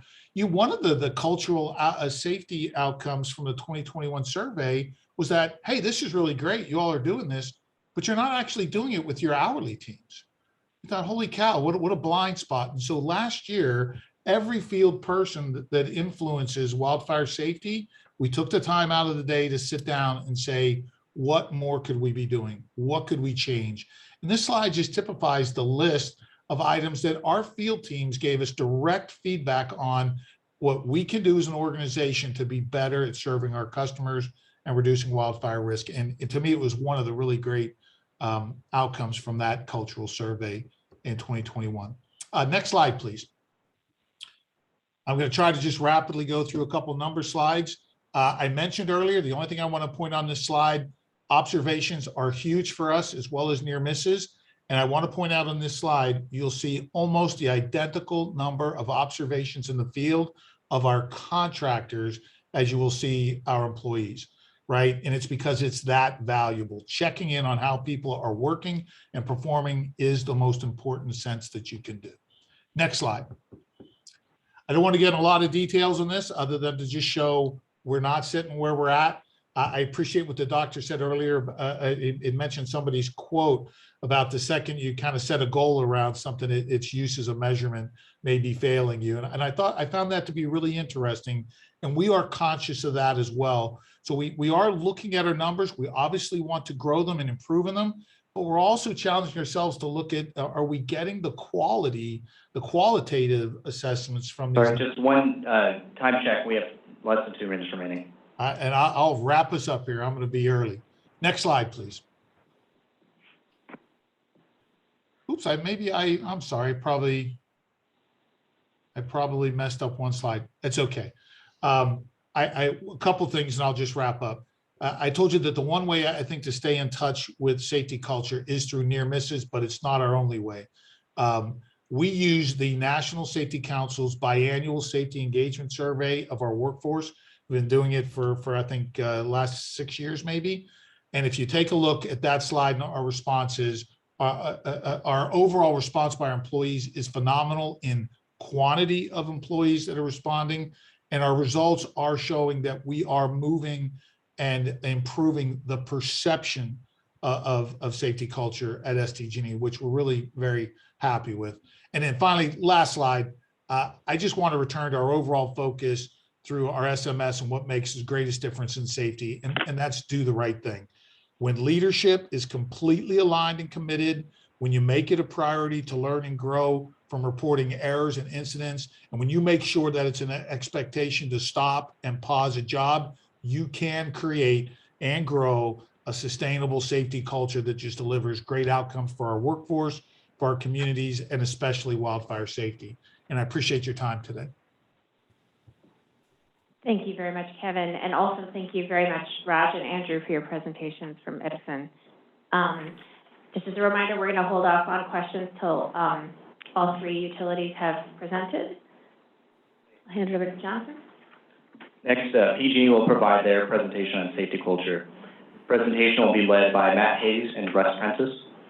Matt Hayes is Vice President, Enterprise Health and Safety for Pacific Gas and Electric Company. In this role, Hayes is responsible for maintaining the company's safety standards, implementing PG&E's Safety Excellence Management System, and developing programs for contractor safety. occupational safety, and health and transportation safety. Hayes has more than 2 decades of experience in the nuclear power and utility industry.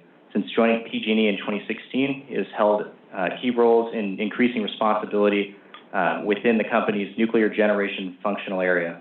Hayes' extensive experience includes managing extensive organizational effectiveness and employee training programs, safety culture monitoring programs, human behavioral and organizational excellence analyses, and leading and sponsoring critical safety-related root cause evaluations. Additionally, Hayes is a certified gap diagnostic specialist through Gap International. Prior to PG&E, Hayes worked for Florida Power and Light, Southern California Edison, South Texas Project Nuclear Operating Company, and served 6 years in the U.S. Navy. Hayes earned a bachelor's and master's of science in nuclear engineering from Thomas Edison State University and a doctorate in organizational change and leadership from the University of Southern California. And second speaker, Russ Prentice, serves as the Vice President of Wildfire and Enterprise Risk Management, overseeing the company's risk assessment and mitigation strategies for nuclear risk, wildfire risk, and risks of other natural disasters, as well as new strategic risks confronting utilities such as business interruption from cyber attack, storms, and other catastrophic events. He also oversees the validation of key operational mitigation activities. Russ has held a number of leadership roles in PG&E with a focus on operational performance, risk reduction, and regulatory compliance. Recently, he has served as Director of Risk and Compliance for Generation and had a direct oversight over many of the facets of nuclear and power generation risk, nuclear cybersecurity, regulatory compliance, and emergency planning. Russ has experiences in nuclear operations, maintenance, engineering, power generation, compliance, and physical security. He received his senior reactor operator license in 2014 from the Nuclear Regulatory Commission and is a graduate of the INPO Nuclear Department Leader course.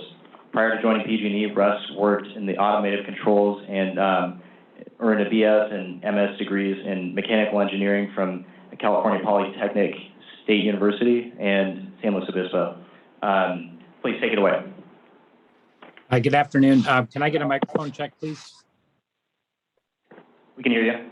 Okay, great. Thanks. Could you go on to the next slide? So in respect for time for the commission division, just a high level, like our peer utilities, PG&E has completed all 6 actions related to all 6 of our 2021 safety culture assessment recommendations. Those targeted building leadership skills, establishing a governance structure for workforce safety strategy, developing leadership engagement or executing on leadership engagement on our plan, improving safety and wildfire information flow and tracking, increasing our assessment engagement, and reducing risk from hostile resident interactions. I'll move it to the next slide, but and be handing over to Russ here in just a second.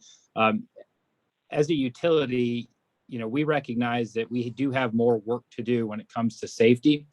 We do see the safety culture, as Dr. Fleming pointed out, as a collection, shared beliefs, values, behaviors, actions of the broader teams, including our contract teams. We have implemented actions to drive our organizational culture with a safety mindset. We are also implementing a safety management system called PG&E's Safety Excellence Management System and developing an enterprise human performance program kind of built into a pyramid that's overall how we'll drive improvements in safety across the enterprise. We did see some positive improvements from our actions since 2021, including a reduction in potential serious injuries or fatalities when excluding our motor vehicle incidents, which weren't actually included in the original 2021 data increase. If you could go to the next slide, we've also seen a 9% reduction in preventable motor vehicle incidents and a 34% reduction in days away, restricted, or transfer incidents. That said, we're seeing additional, to the points my colleagues made earlier, we're seeing additional improvements in our observation and reporting. So we've identified 4.5 times more high or life-threatening findings through safety observations in the field. My main message here, and then I'll turn it over to Russ to cover and discuss more specific to wildfire, but the main message is that we recognize that we do have, the culture is evolving. It includes our workers, our leaders, and our contract workers, and that essentially we have more work to do, and we're ready for it. And I'm going to turn it over to Russ. Thanks. Thank you, Matt. You know, Dr. Fleming made an interesting point in his early remarks when he said safety culture is a lot like love, and it's difficult to measure. You know, I would really agree with that it's not easy to measure. But if we have a common framework and a consistent approach, we can make a determination for how we are improving and really changing over time. Ultimately, I'm a firm believer in that safety culture is exhibited in the results of our safety and wildfire performance. And we've made significant progress in reducing wildfire risk in California. As we look at our efforts from the standpoint of safety culture, a critical element of all safety cultural assessments is looking at how we continuously learn and improve our performance over time. This is clearly evident in how we have reduced wildfire risk in our system and how we are continuing to leverage the strategies which have yielded positive results to further improve performance. I want to highlight some key elements of our 2023 wildfire mitigation strategy, which really demonstrate how we're continuing to reduce wildfire risk. You know, first off, we can see here in the table, I'm not going to go through every element of the table, but you can see what we're doing as far as undergrounding and system hardening. So we're targeting 420 miles for system hardening in 2023, of which 350 miles of that is really undergrounding our power lines. We're continuing to focus on enhanced power line safety settings, which are a key operational mitigation, which have demonstrated clear safety and risk reduction benefit, which I'll cover a little bit more detail in the next slide. What I will highlight is that EPSS outage duration was reduced by more than 50% compared to 2021. And then when it comes to vegetation management, in 2022, we're introducing some core elements here. We're transitioning from enhanced veg management to a three-faceted approach of tree inspection and removal in areas of higher risk. So we've got vegetation management with routine patrols, and then we do second patrols in high fire risk areas and high fire threat districts. We've got focused tree inspections, and then we've got vegetation management for operational mitigations, which really reduces the frequency of outages caused by the increased sensitivity of enhanced power line safety settings.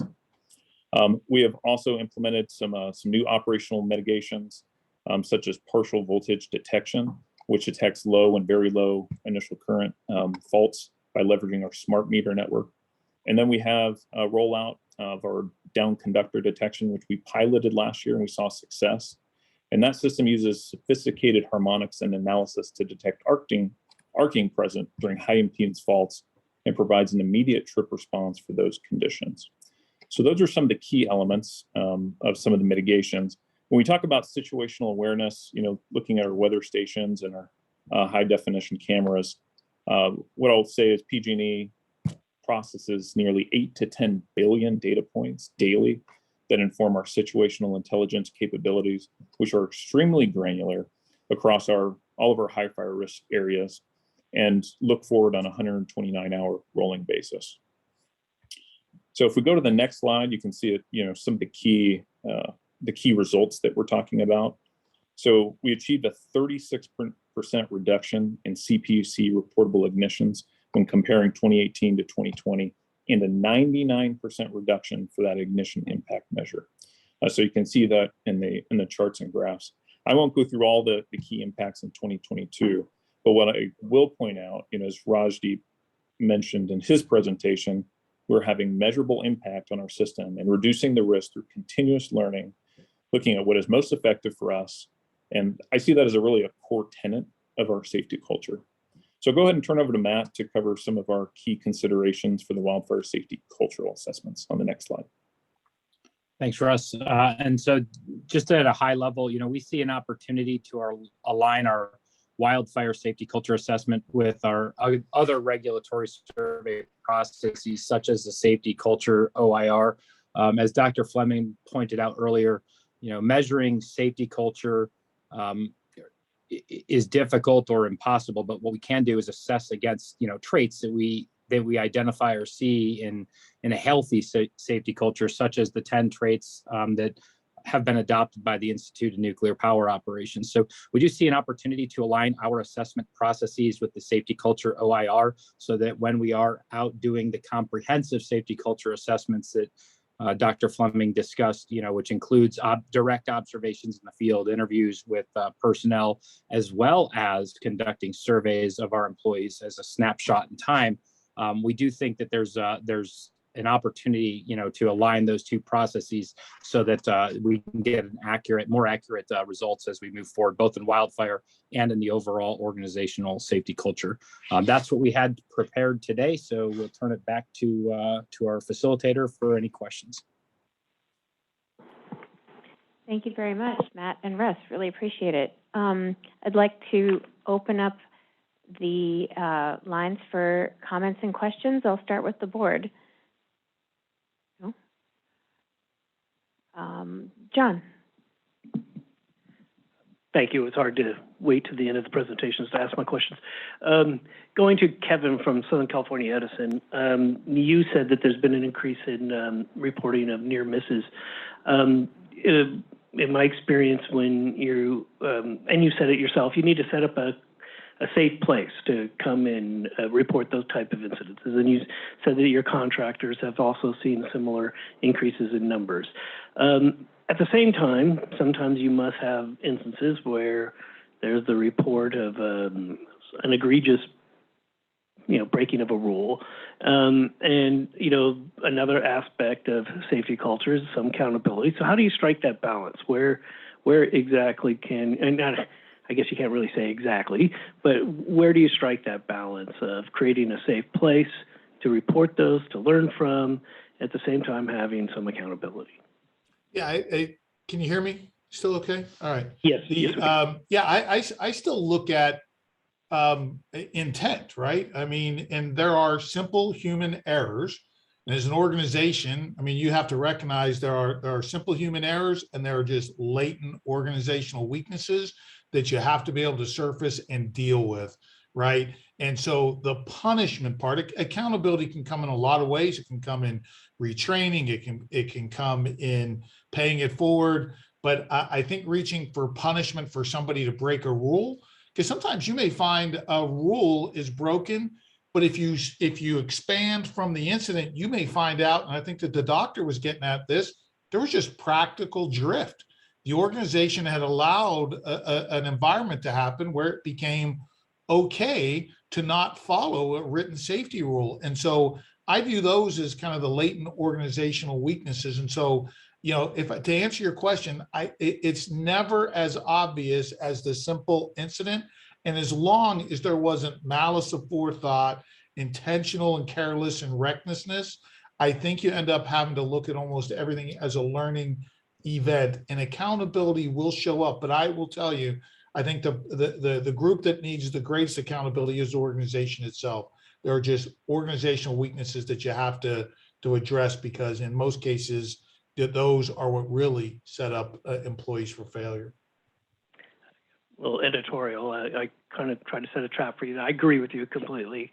Those are the standards that you should probably be using. That these are all opportunities to learn from in almost every case.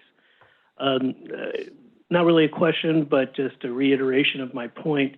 When Rajit was making his presentation and the reflection of the reduction in wildfire starts and outages this year, is that we did benefit. And so I'm talking about presentation from Russ. We did benefit from a wetter summer. And so to what degree has been improvements because of the work we did, and how much was it because of the summer? That's debatable, and it'll be almost impossible, I think, to determine that exactly. And no doubt, I'm familiar with the mitigation efforts the three IOUs have put in. No doubt there's been that a large percentage of the decrease in fire starts has been due to the work. But I want to call some caution that some of it was because of the wetter summer, so that if we have a drier summer in the future, the public may end up being disappointed and lose some faith in the work that has been done if we don't point that out for this summer.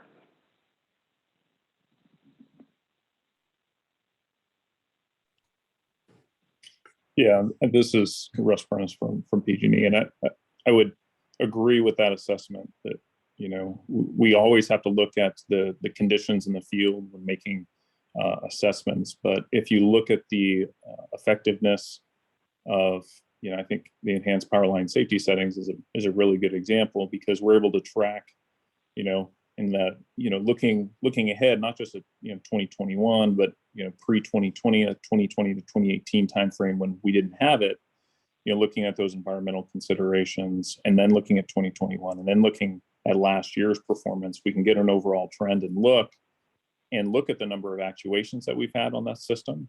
And, you know, while we need to ultimately normalize to the environmental conditions, I would agree with that. The overall success of those programs in the results and the total ignitions and the number of actuations, I think, speaks for itself. So, but that is a good call out.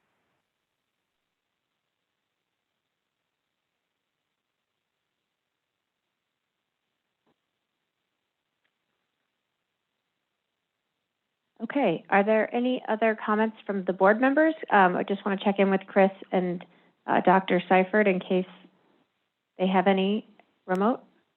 No, I think everything's been covered, and actually any more questions would probably put us over time.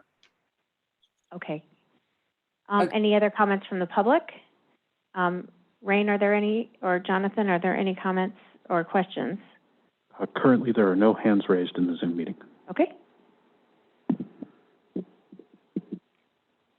Yeah, there is a comment from Christopher Parks from Public Advocates.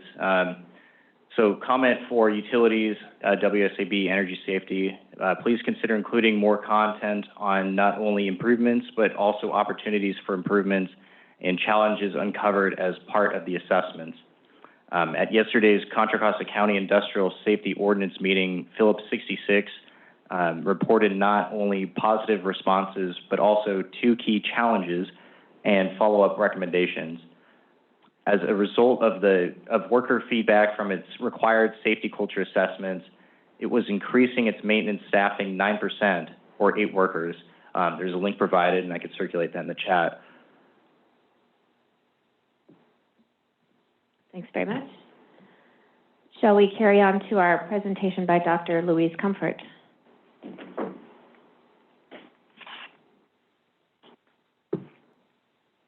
So a quick introduction for Dr. Louise Comfort, our final speaker for this afternoon. Louise K. Comfort is Professor Emerita and former Director, Center for Disaster Management, Graduate School of Public and International Affairs at the University of Pittsburgh. She is currently an affiliated researcher with the Policy Lab, Center for Information Technology Research in the Interest of Society at University of California, Berkeley.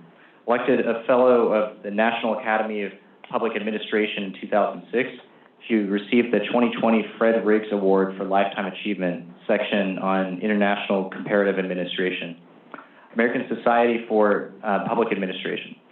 Her recent books include The Dynamics of Risk, Changing Technologies and Collective Action in Seismic Events, Princeton University Press, 2019, which received the 2020 Don K. Price Best Book Award from the section on Science, Technology, and Environmental Policy of the American Political Science Association and Global Risk Management.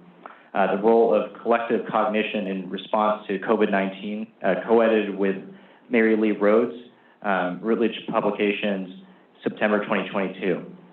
She is currently a co-principal investigator on a National Science Foundation research project focusing on wildfire, designing smart, sustainable risk reduction in hazard-prone communities, modeling risk across scales of time and space, led by Kenichi Soga, University of California, Berkeley.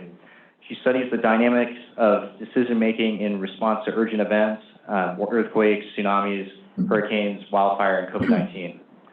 Please, Dr. Comfort, take it away. Thank you very much, Jonathan, for that kind introduction. I'm pleased to be here. And I am also pleased to say I've learned a lot from the presentations. And Dr. Fleming, many of the ideas that you presented are very familiar to me, but I take a slightly different approach on looking at safety culture really as a complex adaptive system. Next slide, please.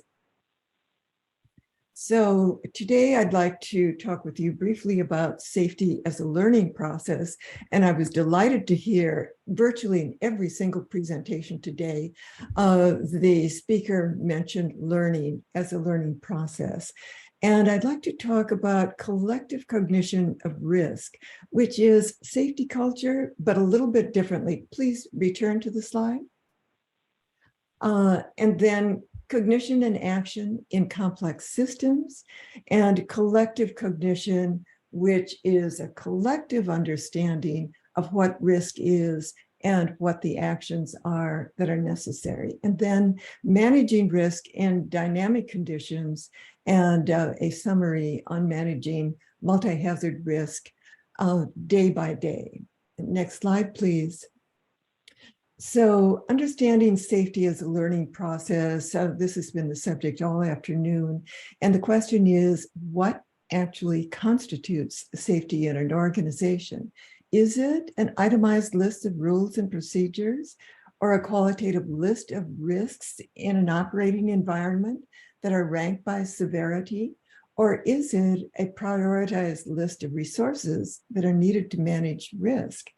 But in fact, we find it, and I hear echoes of this in the presentation, it's actually a learning process for discovering the discrepancies between goals and action, of recognizing risk in situations that hadn't been anticipated, and of matching the available resources to the risks that are identified.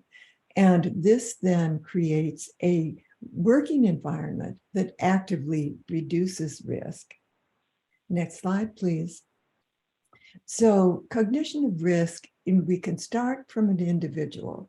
It represents that flash of comprehension in a complex situation that leads to action. And this cognition is what structures the information that is necessary to achieve a clear goal. So this is not following the rules. It's actually the person recognizing this is the problem and this is what I need to do. And this cognition derives from both cultural and social conditions. And importantly, it includes the empathy to understand the impact of one's actions on others, and also the cost to others of a failure to act. Next slide, please. So extending this concept of cognition to a group or an organization is the step in reaching collective cognition that allows an organization, a utility, or a community to adapt to unknown risks. And so collective cognition represents that gain in shared understanding among diverse groups that enables collective action in unfamiliar contexts. And it constitutes the first step in solving complex problems. And importantly, it depends on the intersection of the time to absorb new information and the rate of change in a risk situation. So it builds on the shared understanding of risk that threatens the system and the values that underlie the social coherence of that system. Next slide, please. So in the context of wildfire, we're working with a really difficult situation. Wildfires are dynamic. The conditions change rapidly, the wind changes, the temperature changes, the rate of fire progression changes, and it's uncertain. There are unknown characteristics. How many people are at risk? Where are they? Can they get out? And it's a very complex set of operations with jurisdictions and organizations interacting. So who depends on whom, and who has the capacity to act in that particular situation? And it's urgent. Lives are at risk. Personnel, residents, visitors, and unhoused people. But most importantly, in wildfire, time is the critical factor. Next slide, please. So in uncertain conditions, the flow of information shapes action in complex systems. And it's shaped by the technical devices. What types of communication devices are used by which people and which groups of people? So radio, television, internet, cell phones, one of the critical things that go out during wildfire is, of course, electrical power, and with it, communications, which is critical. Also, what affects it, of course, are the organizational policies and procedures, but importantly, those procedures around communication. Who sends information to whom, at what time, and in what place? Who confirms the receipt of information, because information not received is not communicated? How frequently are the updates of communication done in a rapidly changing environment? And how is the information, which is necessarily incomplete in an urgent situation, verified and updated? And then thirdly, when it is received, what happens, what is the level of prior knowledge to be able to incorporate and understand that information? And what is the difference in knowledge among the different groups in a unit, in an organization, or certainly in a community?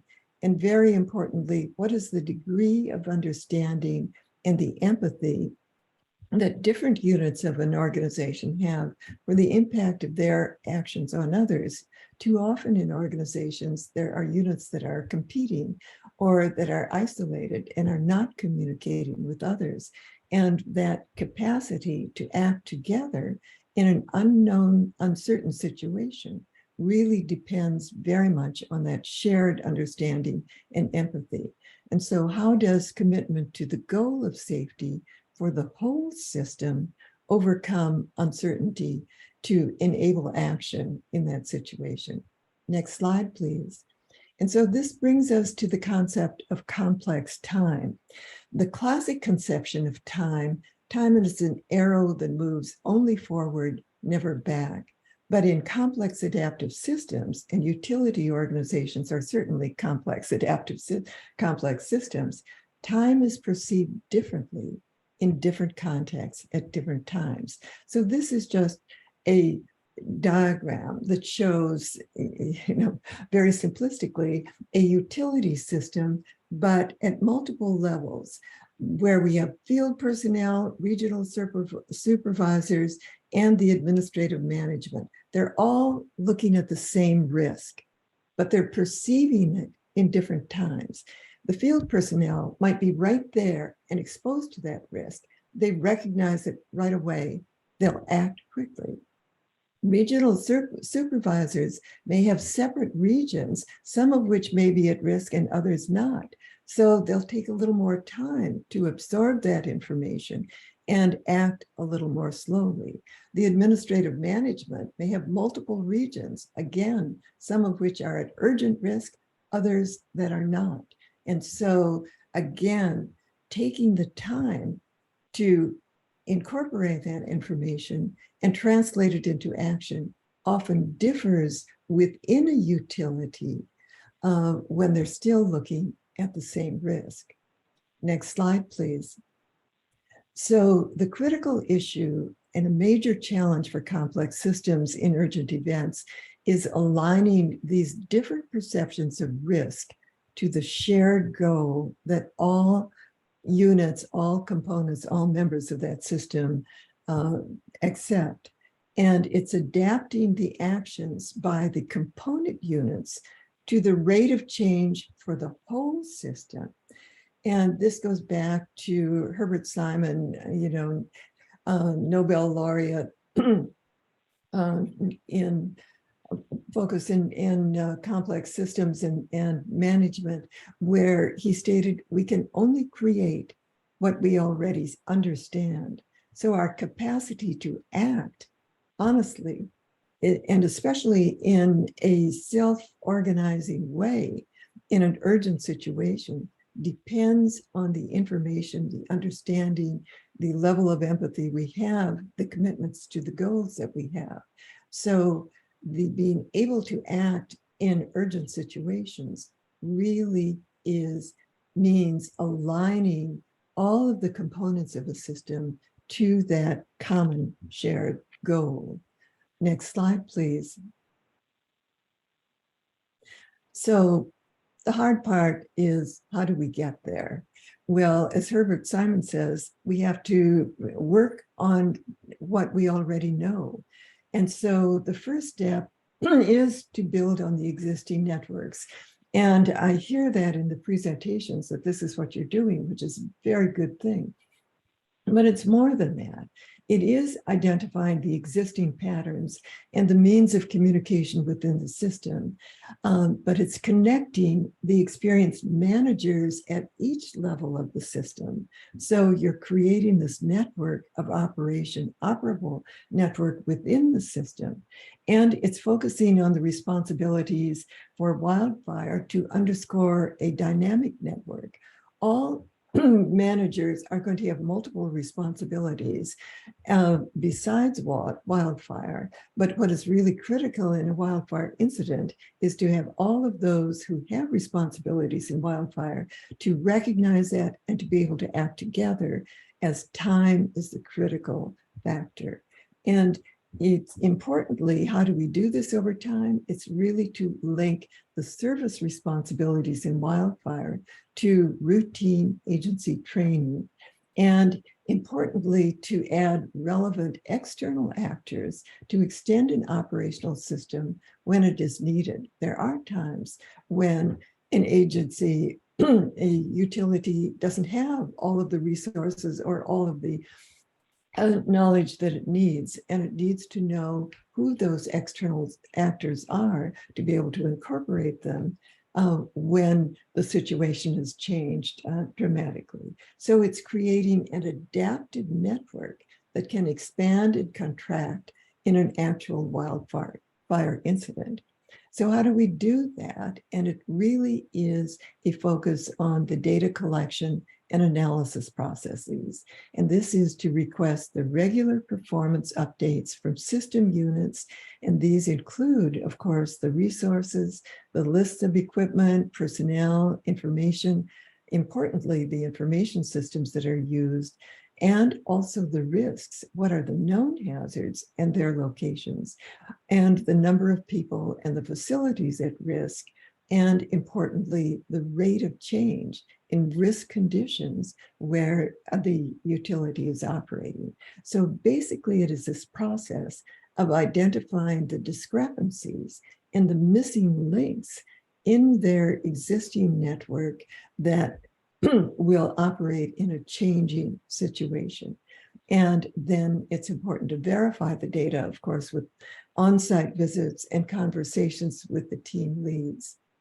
And so importantly, the continuing process of learning is really to monitor the flow of information as the network expands, and working collaboratively and using advanced technologies to display these system risks and resources on local maps, so people working in different parts of the system can understand the risk in one part of the system and maybe adapt their actions to change to the global goal.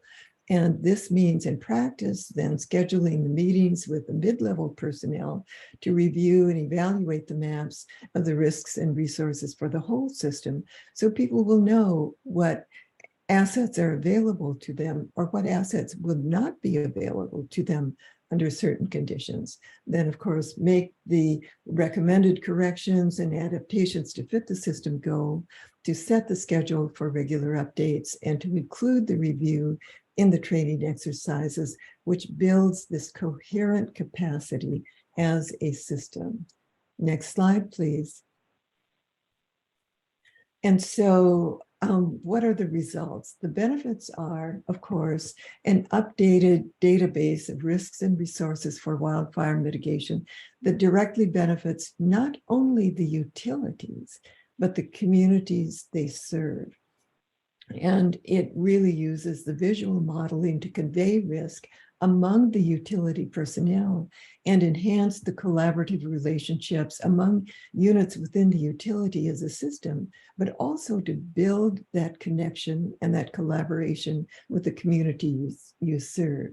It demonstrates a mode of risk assessment and learning performance and adaptation that increases the capacity for collective action in uncertain contexts, and importantly, it increases the coherence for utility systems that are operating in these uncertain, dynamic, very complex wildfire contexts. What are the costs? The initial cost of a system-wide performance review may be supplemented by the in-kind services as part of regular learning exercises. And as any program is subject to the flux of ongoing change, the values and skills need to be relearned day by day. So the sustainability of a safety program requires time, attention, investment, evaluation at all levels of operation on a regular basis over time. And failures will happen, but can be turned into opportunities for enhanced system-wide learning. Next slide, please. So in summary, we can conclude that a safety culture is really recreated day by day. It's never done. You have to do it every day. And in complex systems, different units learn at different rates of time. And a critical issue is to minimize the difference in learning among those units. So aligning perceptions of risk among the varying units is critical to achieving coherent action in dynamic contexts. And thus the flow of information through complex systems shapes the capacity of that system for sustainable adaptation and action. And so a safety culture integrates structure with flexibility to adapt to these unexpected conditions. Next slide, please. And thank you. And here I've listed just 2 references. We've done other studies in wildfire here in California, working in projects right now, but I have lots of other papers, but these are specifically in reference to wildfire. So thank you very much. Thank you so much, Dr. Comfort. That was excellent. I would like to first open up questions to the board. Are there any board members that have any questions? Dr. Comfort, this is board member Porter. Is there a possibility of building a operant behavioral component? And you said that at the end, that safety culture is something that happens day by day, but is there a way an organization can build an operant component into staying engaged so that it is addressed day by day? Well, this is honestly part of this understanding of the risk that you're facing, that, of wildfire risk. And because wildfire risk is uncertain, we don't know when it will happen. We know some of the conditions that it will happen, but it's maintaining that level of awareness. And you see it in some of the other presentations. I believe Dr. Fleming called it situational awareness. This is what the fire companies call it, but it's really combining that awareness of the risk with the organizational capacity to function. So it's knowing not only what each person's responsibility is, but recognizing that the system operates as a network. So a weakness in any one part of the network is going to impact the system. And it's maintaining that, that commitment to the system that is the overall goal and the overall achievement. And in the presentations, I heard the utility companies emphasize that. I think that's a very important part, but that really needs to be an ingrained aspect where people do it honestly, unconsciously. It's like driving up to a stoplight, the lights are out, but each side, the drivers will yield to the driver on the right. No one has told them to do this. They do it instinctively. It's come from their own experience, their own understanding. They recognize that they are responsible for the safety of safe traffic through that intersection. And we really need to create this, especially in California, when the wildfire risk has, as we've seen in the last 5 years, increased enormously. And with climate change, we can only expect a continuation of droughts and likely effects that we have to worry about. Thank you so much. Thanks, Chris. Any other board members have comments or questions? I have one. And I'm not quite sure how to ask it. Okay. I really appreciated so many elements of what you had to present, in particular, that sort of the variability in the complexity of uncertainty and risk across potentially a utilities infrastructure and service territory, and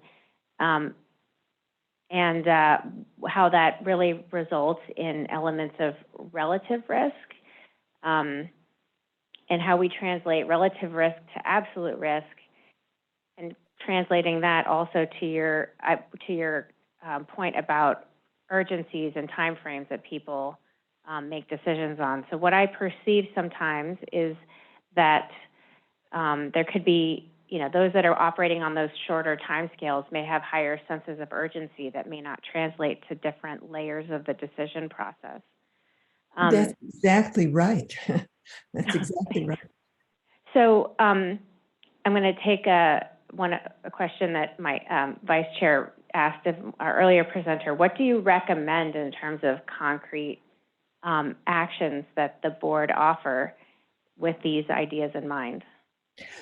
I would recommend two things. The most important thing, I think any system, and a utility is certainly a very complex system, can do is really improve and focus on the communications within the system. And these are both technical and organizational. It has to be, we now have communications available to us and even available to the linemen who are out, 30 miles, 50 miles from a headquarters station. But using the current technologies is really important. I was delighted to see that PG&E has 602 cameras, because this is an important thing, but those cameras need to be tied into a communication system. So what the camera sees is transmitted to an actual person who can act on it. So recognizing this linkage, critical linkage between recognition of risk and the action that is taken can be improved, I believe, through the communication systems that are available within a utility, and also by the organizational processes that the community, that the organization uses. For the communication to go perhaps not through layers of bureaucracy, but literally directly from a lineman who recognizes a risk to the person, who can act on that risk, is really important. And this becomes a process of thinking through the organization, knowing where the resources are, knowing where the weaknesses are, and organizing the system for action. And that's a very big shift, because many times organizations are organized to follow the rules, to do what they're told. That doesn't always work in wildfire and rapidly changing dynamic situations. You have to have people who have the competence and the understanding and the ability to design actions in situations that are where they are at risk, other people are at risk, and there isn't time to get an expert opinion or approval on the ground. That's risky in itself, but it's likely to save lives. That's wonderful. Thank you. Yeah, I also appreciated in your presentation the addressing risk at the earlier stages of the process and in the wildfire response process. And we forget about that as part of our obligation. So thank you. And the only thing I think I would add is that wildfire is a very difficult, complex, dynamic environment to be operating in. And I think appreciating the complexity of that environment is really critical for the utilities that operate in it day by day.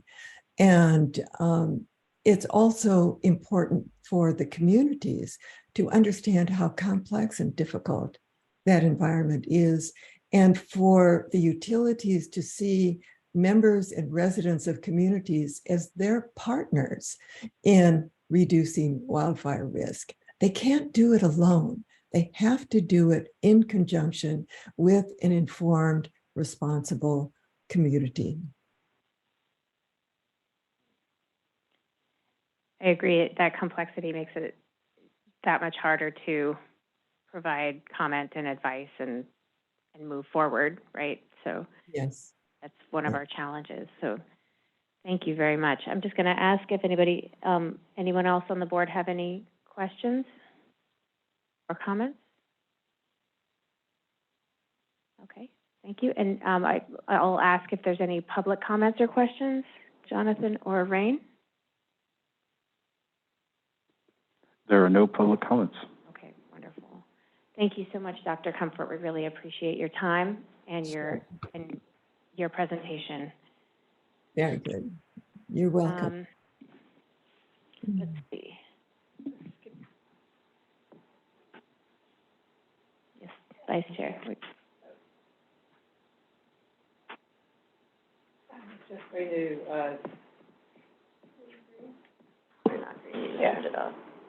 So we are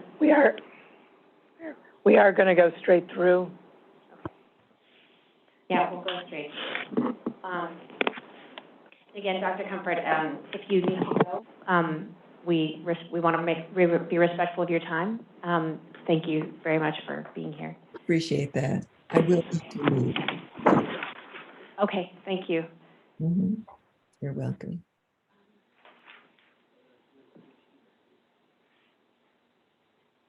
We are on number 17.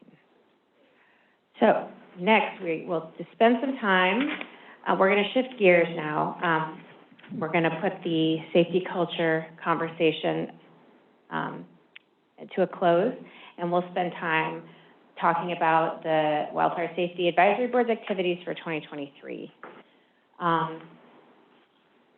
We'll start with Jonathan, who will summarize the board's requirements under the Public Utilities Code, Section 8389, and then Vice Chair Fellman will lead the discussion of how we will meet our Public Utilities Code Section mandate for 2023 as a proposition of with some new ideas. Jonathan, why don't I hand it to you? Okay, please advance the slide. Okay, so Public Utilities Code 8389 from AB 1054. So 8389B sets a June 30th annual deadline for the Wildfire Safety Advisory Board to provide one, appropriate performance metrics and processes for determining an electric corporation's compliance with its approved wildfire mitigation plan. Two, appropriate requirements in addition to the requirements set forth 8386 for the wildfire mitigation plan, and three, the appropriate scope and process for assessing the safety culture of an electrical corporation. I'll turn it back over.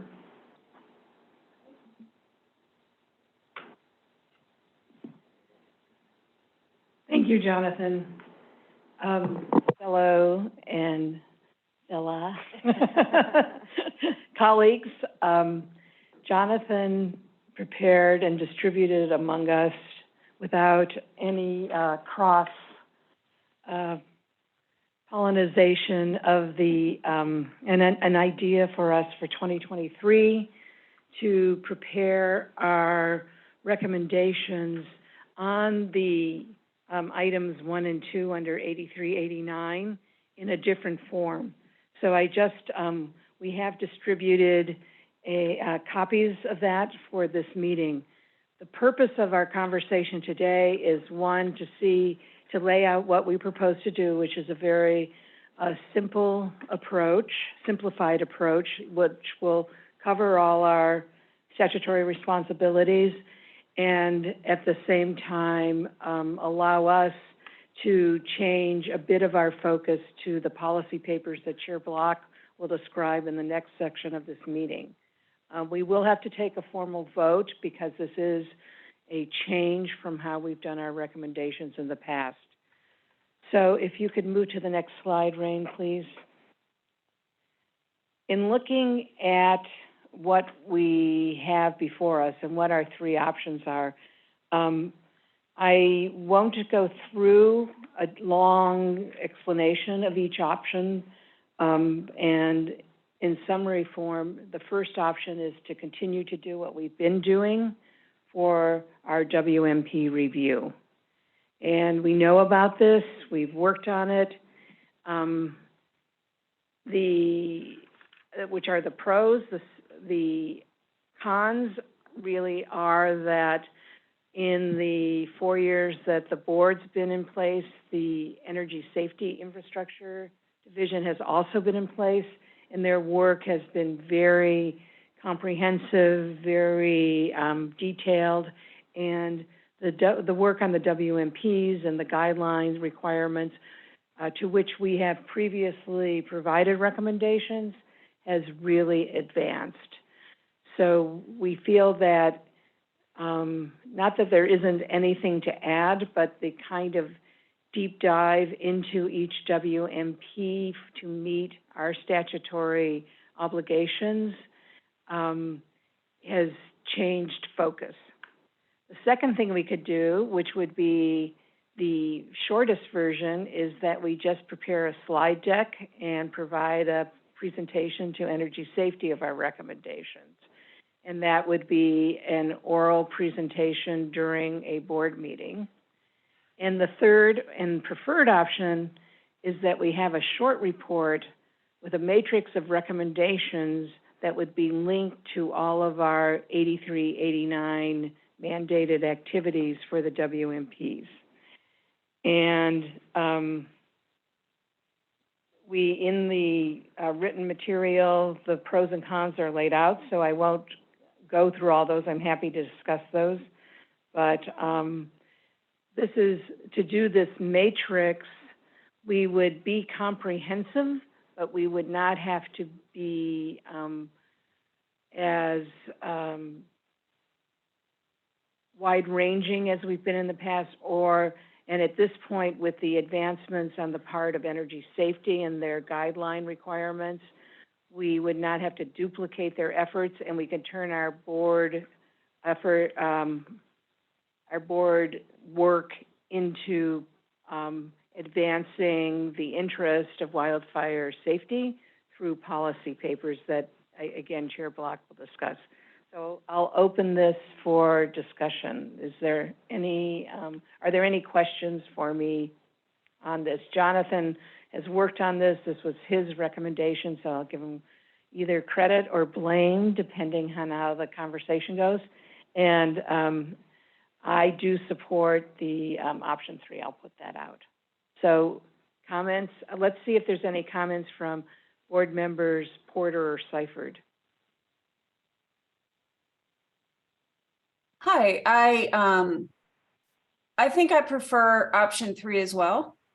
I think it allows us to use all of our expertise more efficiently in directing our efforts towards the reports that Jessica will be talking about. Thank you. And Board Member Porter. Vice Chair Philman. Again, I I also echo Board Member Seifert.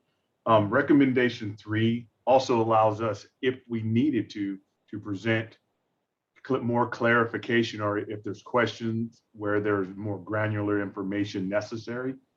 But it allows us to be concise and to get across what we see in a more efficient manner. So yeah, recommendation 3. Thank you. Mr. Mader?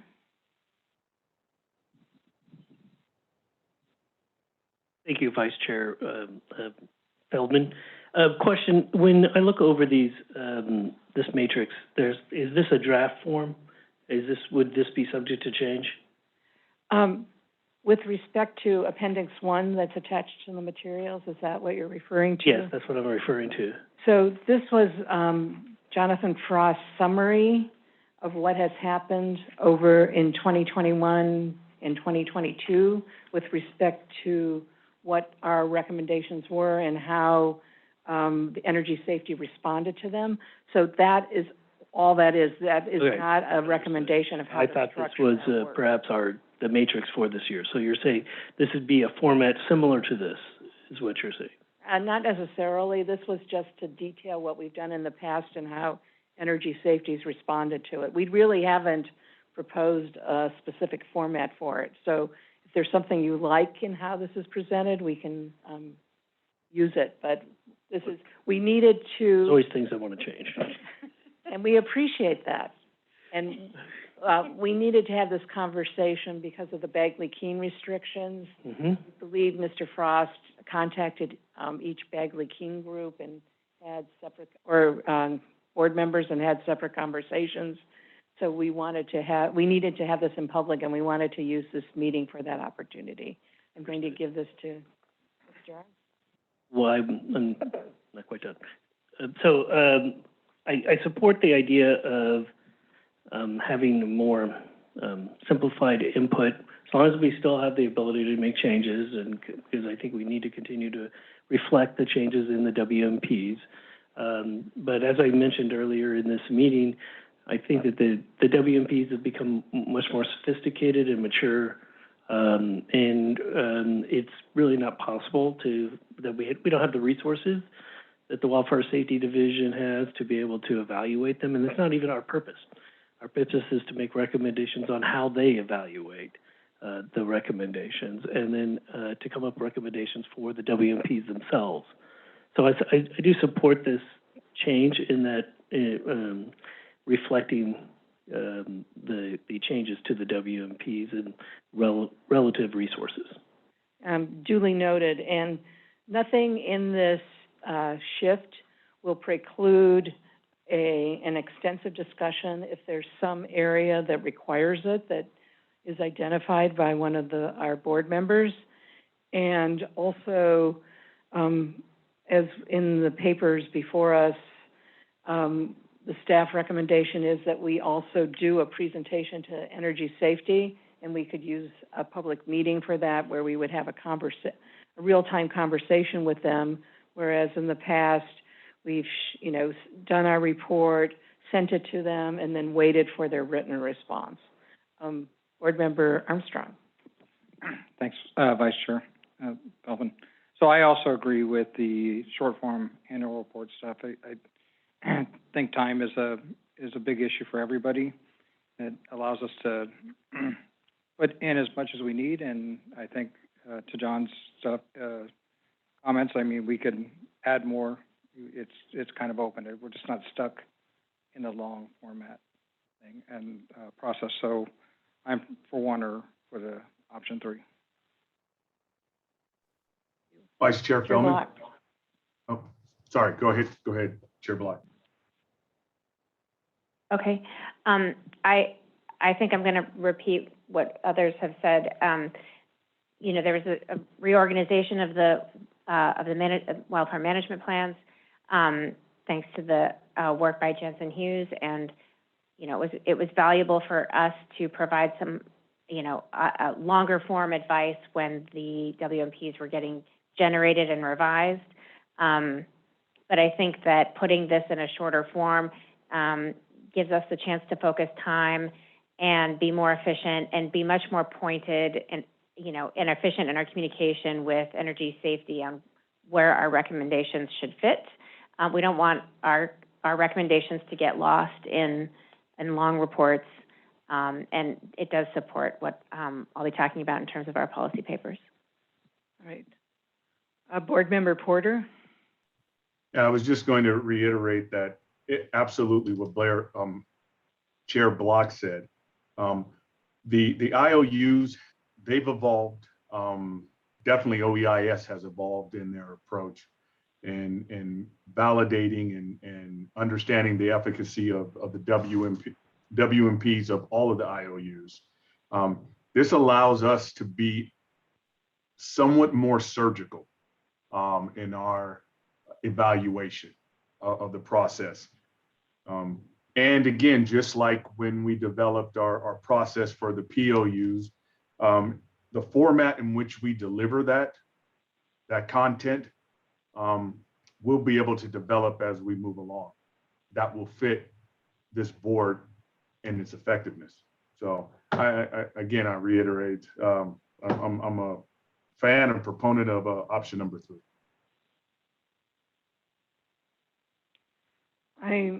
Are there any other comments? I want to thank Jonathan Frost, who joined our staff when around November 1st. Was that right? December 1st? October. But this is his first official meeting to conduct it. And this has been, again, this was a very innovative idea. And we appreciate, I think we're a new board and we're a very forward-looking board, and we appreciate concepts and ideas, not just from you, Jonathan, but from the utilities and members of the public. If you have ideas on how our work can improve, that we'd be happy to talk to you about it. So, Chair Block, that finishes my presentation, and we can go to the vote. I will move that we adopt option 3, which is the short report with matrix of recommendation.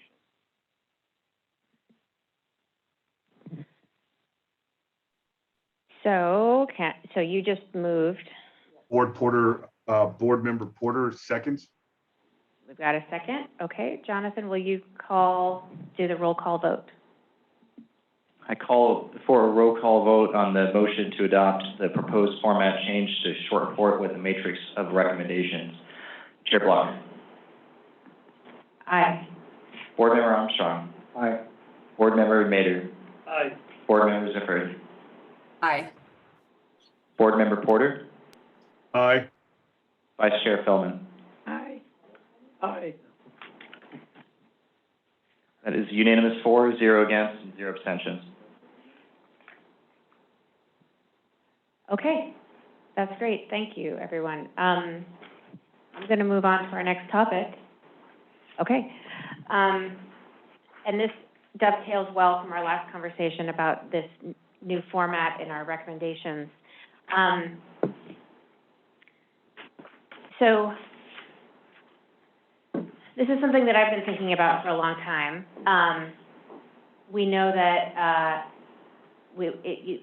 the board was created through legislation, and so was the Wildfire Safety Division, which became the Office of Energy Infrastructure Safety and moved to the Natural Resources Agency.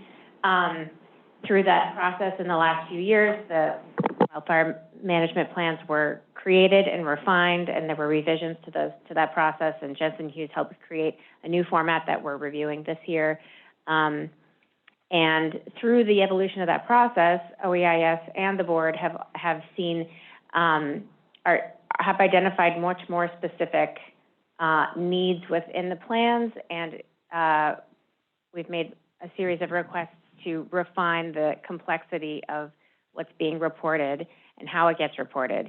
So Energy Safety is investing in scoping meetings to identify these missing important technical elements to the utility processes. We've talked about the utility vegetation management scoping meetings, influences of climate change on future work with the utilities. And they've been doing, refining the risk modeling components in a working group. And this is the meat of the conversations where we have to talk about what are best practices and what are the ways of the future when it comes to technology and the implementation of the technology, considering all the uncertainty that we have here. So I'd like to propose that we as the board write short policy white papers that inform the utilities, including the IOUs, the SMJUs, and the POUs, energy safety, the CPUC, and the broader state government of relevant research, policy recommendations, and context for appropriate use of these suggestions. So these policy papers, at least as far as I'm concerned, would be taking these scoping meetings into context and working with the working groups, identifying things that are identifying the issues that are coming up in these working groups and scoping meetings, and then if the board members have opportunity to and expertise to inform that process, that we would write a policy paper about it. So possible topics could include things like proactive vegetation management planting or enhanced vegetation management practices, alternatives to system hardening, accelerating the wildfire mitigation workforce training, and that our goal would be that we as individual board members would focus on something that we have expertise, provide maybe something on the order of a 1 to 3 page recommended paper that identifies the challenge, provides a discussion around the challenge with maybe background research, and then provide potentially some propositions for energy safety or the utilities to do some investigation with appropriate references for what the state of the art is. So I'd like to talk about this with my fellow board members and see what they think. I'd like to, I'd like to propose an example. The vegetation management scoping meetings have identified that there is a need to evaluate remote sensing practices, such as collection of LIDAR and satellite image data, and there's a significant amount of technical research around how you can use LIDAR to evaluate the health of vegetation. And so we could propose the advantages of different types of sensors and analytic processes or tools that are out there, and maybe potential standards for sharing and analyzing that data. And that would be a concrete document that's really easy to read that can feed into the scoping meetings that then can be used to leverage a process into the management plans long term. From there, I'd like to open up the conversation to my fellow board members. Are there any topics that might be of interest to the board that would like to consider writing up a policy paper this year?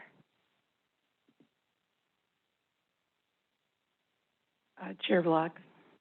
Yes. One area of interest in my expertise and experience is regarding the community engagement, which will also be one of the scoping scoping meetings for energy safety. So I would like to add that to the list, and this would be through the lens pretty much like Dr. Fleming talked earlier today about how do you measure safety culture, really looking at, is it 10,000 emails that are sent out, or maybe it's more effective to have text messages on residents of a certain area if there's a fire, for example, in the event that happens. So that would be something I'd like to add to the list. I'd also like to ask a question of our legal counsel, if I may, Ms. Peng. We can be involved in these. rather than have an answer today, I think we need to ask you, what are the public notice requirements of us being involved in these workshops? How do they interact with the Bagley-Keene rules? And with respect to publishing any policy papers, do we need to have a formal adoption, or is that something that can just come from our Bagley-Keene group? So we don't need an answer today. There'll probably be a few more questions that you or topics that you come up with, elements of this, to make sure we're meeting all of the public meeting requirements, and doing so and putting out our positions on to these different policies. So thank you. Thank you, Chair Block. And I do want to say I'm very excited about this, and I think, this is kind of what we wanted to do when we started, and we needed to help guide the process for the WMPs. So I think now our exciting work will begin. Thank you so much, Vice Chair Fellman. Any other comments? I was going to lob it to you, Dr. Seifert, because I have you in mind for this as our world-renowned fire ecologist. There's a lot of research that you have done yourself that informs more effective vegetation management practices, and I think we can condense some of the punchlines that your research has come to over the last several years anyway, of that we can provide to energy safety and utilities in digestible chunks that can then maybe more easily be fed into these plans. What are your thoughts? I agree. I think it's a great idea. Overall, I think it's a way to take some complicated information and to present it in a very easy to understand way that could potentially be translated into something actionable. Another thought I have about it is that even as a research scientist, I have a hard time staying on top of the literature and staying on top of what's state of the art. And we're always learning, especially about wildfire, because it is so complex. And I think this would also be a way for everybody to, presuming that we keep producing these on an occasional basis, to keep current on the latest science. For example, one of the issues or one of the topics that's always of interest to me is the trade-off between vegetation flammability and vegetation density in terms of fire intensity versus ignition risk. And I just saw a paper come out a few days ago in which they found that fires have become larger when there are mosaics of grassland interspersed within higher density woody vegetation. And so this is a pertinent piece of research that could directly inform the ways we think about vegetation management. So I am in agreement that this is a great way forward, and sort of in the spirit of today's talks, it could also just be adaptive. We try a few, we learn what works, we learn what doesn't, and we keep going. Yeah, I really appreciate that. I also want to say too that in that topic in particular is one that's going to be very, very difficult to come to some sort of policy decision around proactive planting of different things or greater forest management, neighboring right-of-ways. That is just, infinitely complex, I think, when we get down to it. It is, yes. Go ahead. And with so many of these topics, the answer isn't there yet. So we have to operate on the best available science that we have and be willing to keep adapting as the science changes. I agree. And so I think we should keep that in mind as we write these and leave the discussion open. And I'd like to, in our slide here, one thing to consider is to maybe address that topic in particular, and then host a workshop where stakeholders and utilities can talk about the challenges of the implementation of these ideas, and not even try to come to the conclusion, but just get into the meat of the challenge around taking that research to policy. Agree.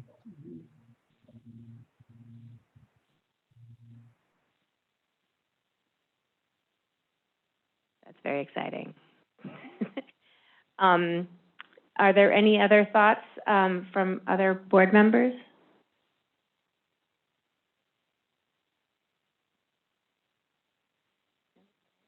Does anyone have any other topics they might consider writing a policy paper about this year?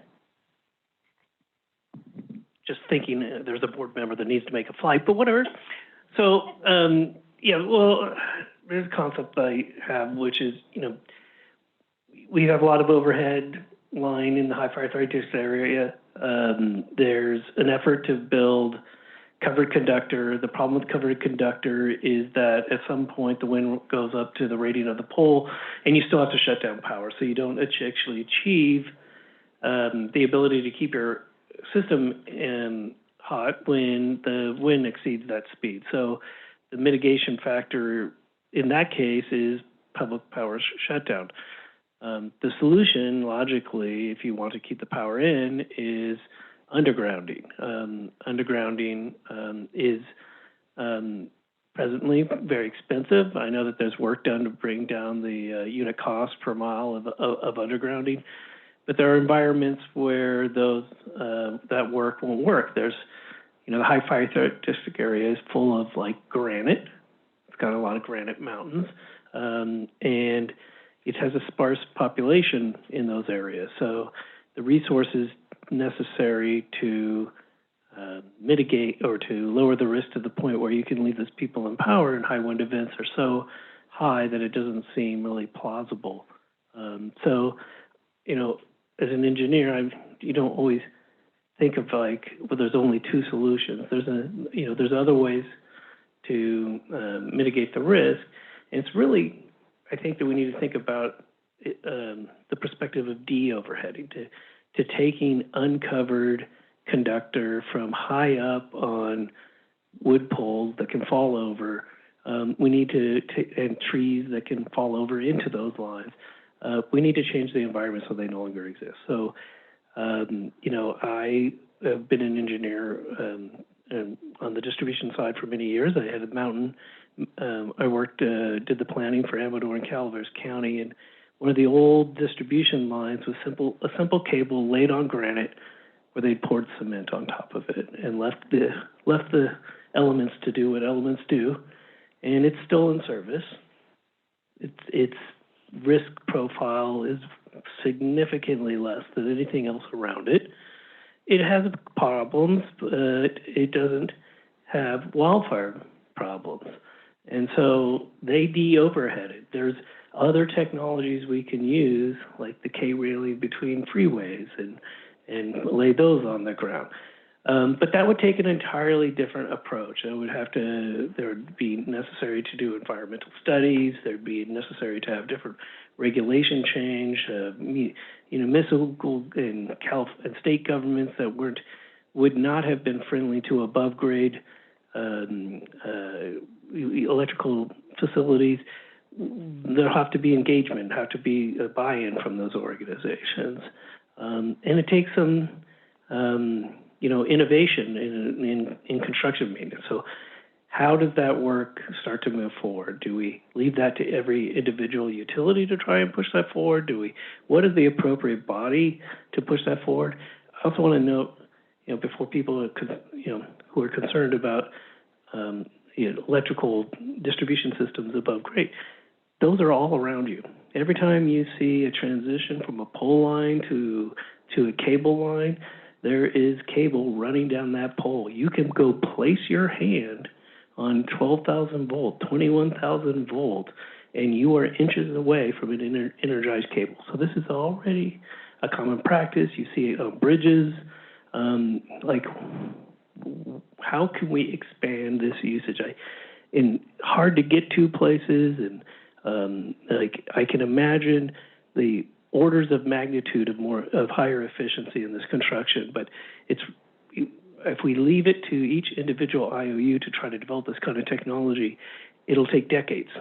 And I think that as part of an overall effort that we're seeing in trying to drive the wildfire mitigation plans, there should be also some sort of innovation effort to change the game completely, just go sideways on the problem.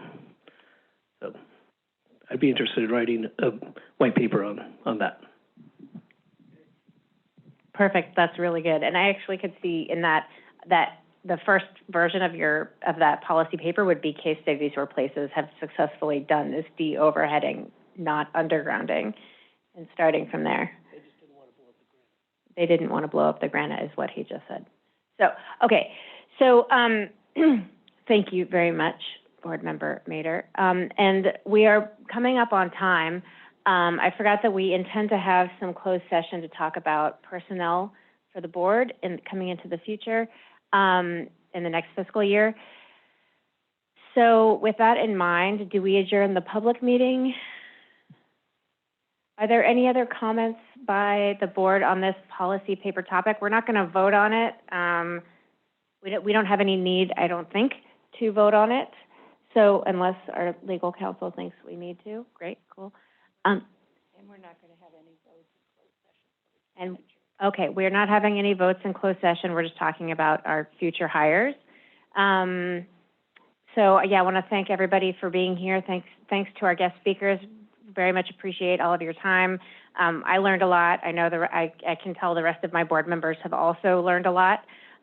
For public, is there any public comment that is remaining, Jonathan or Rain?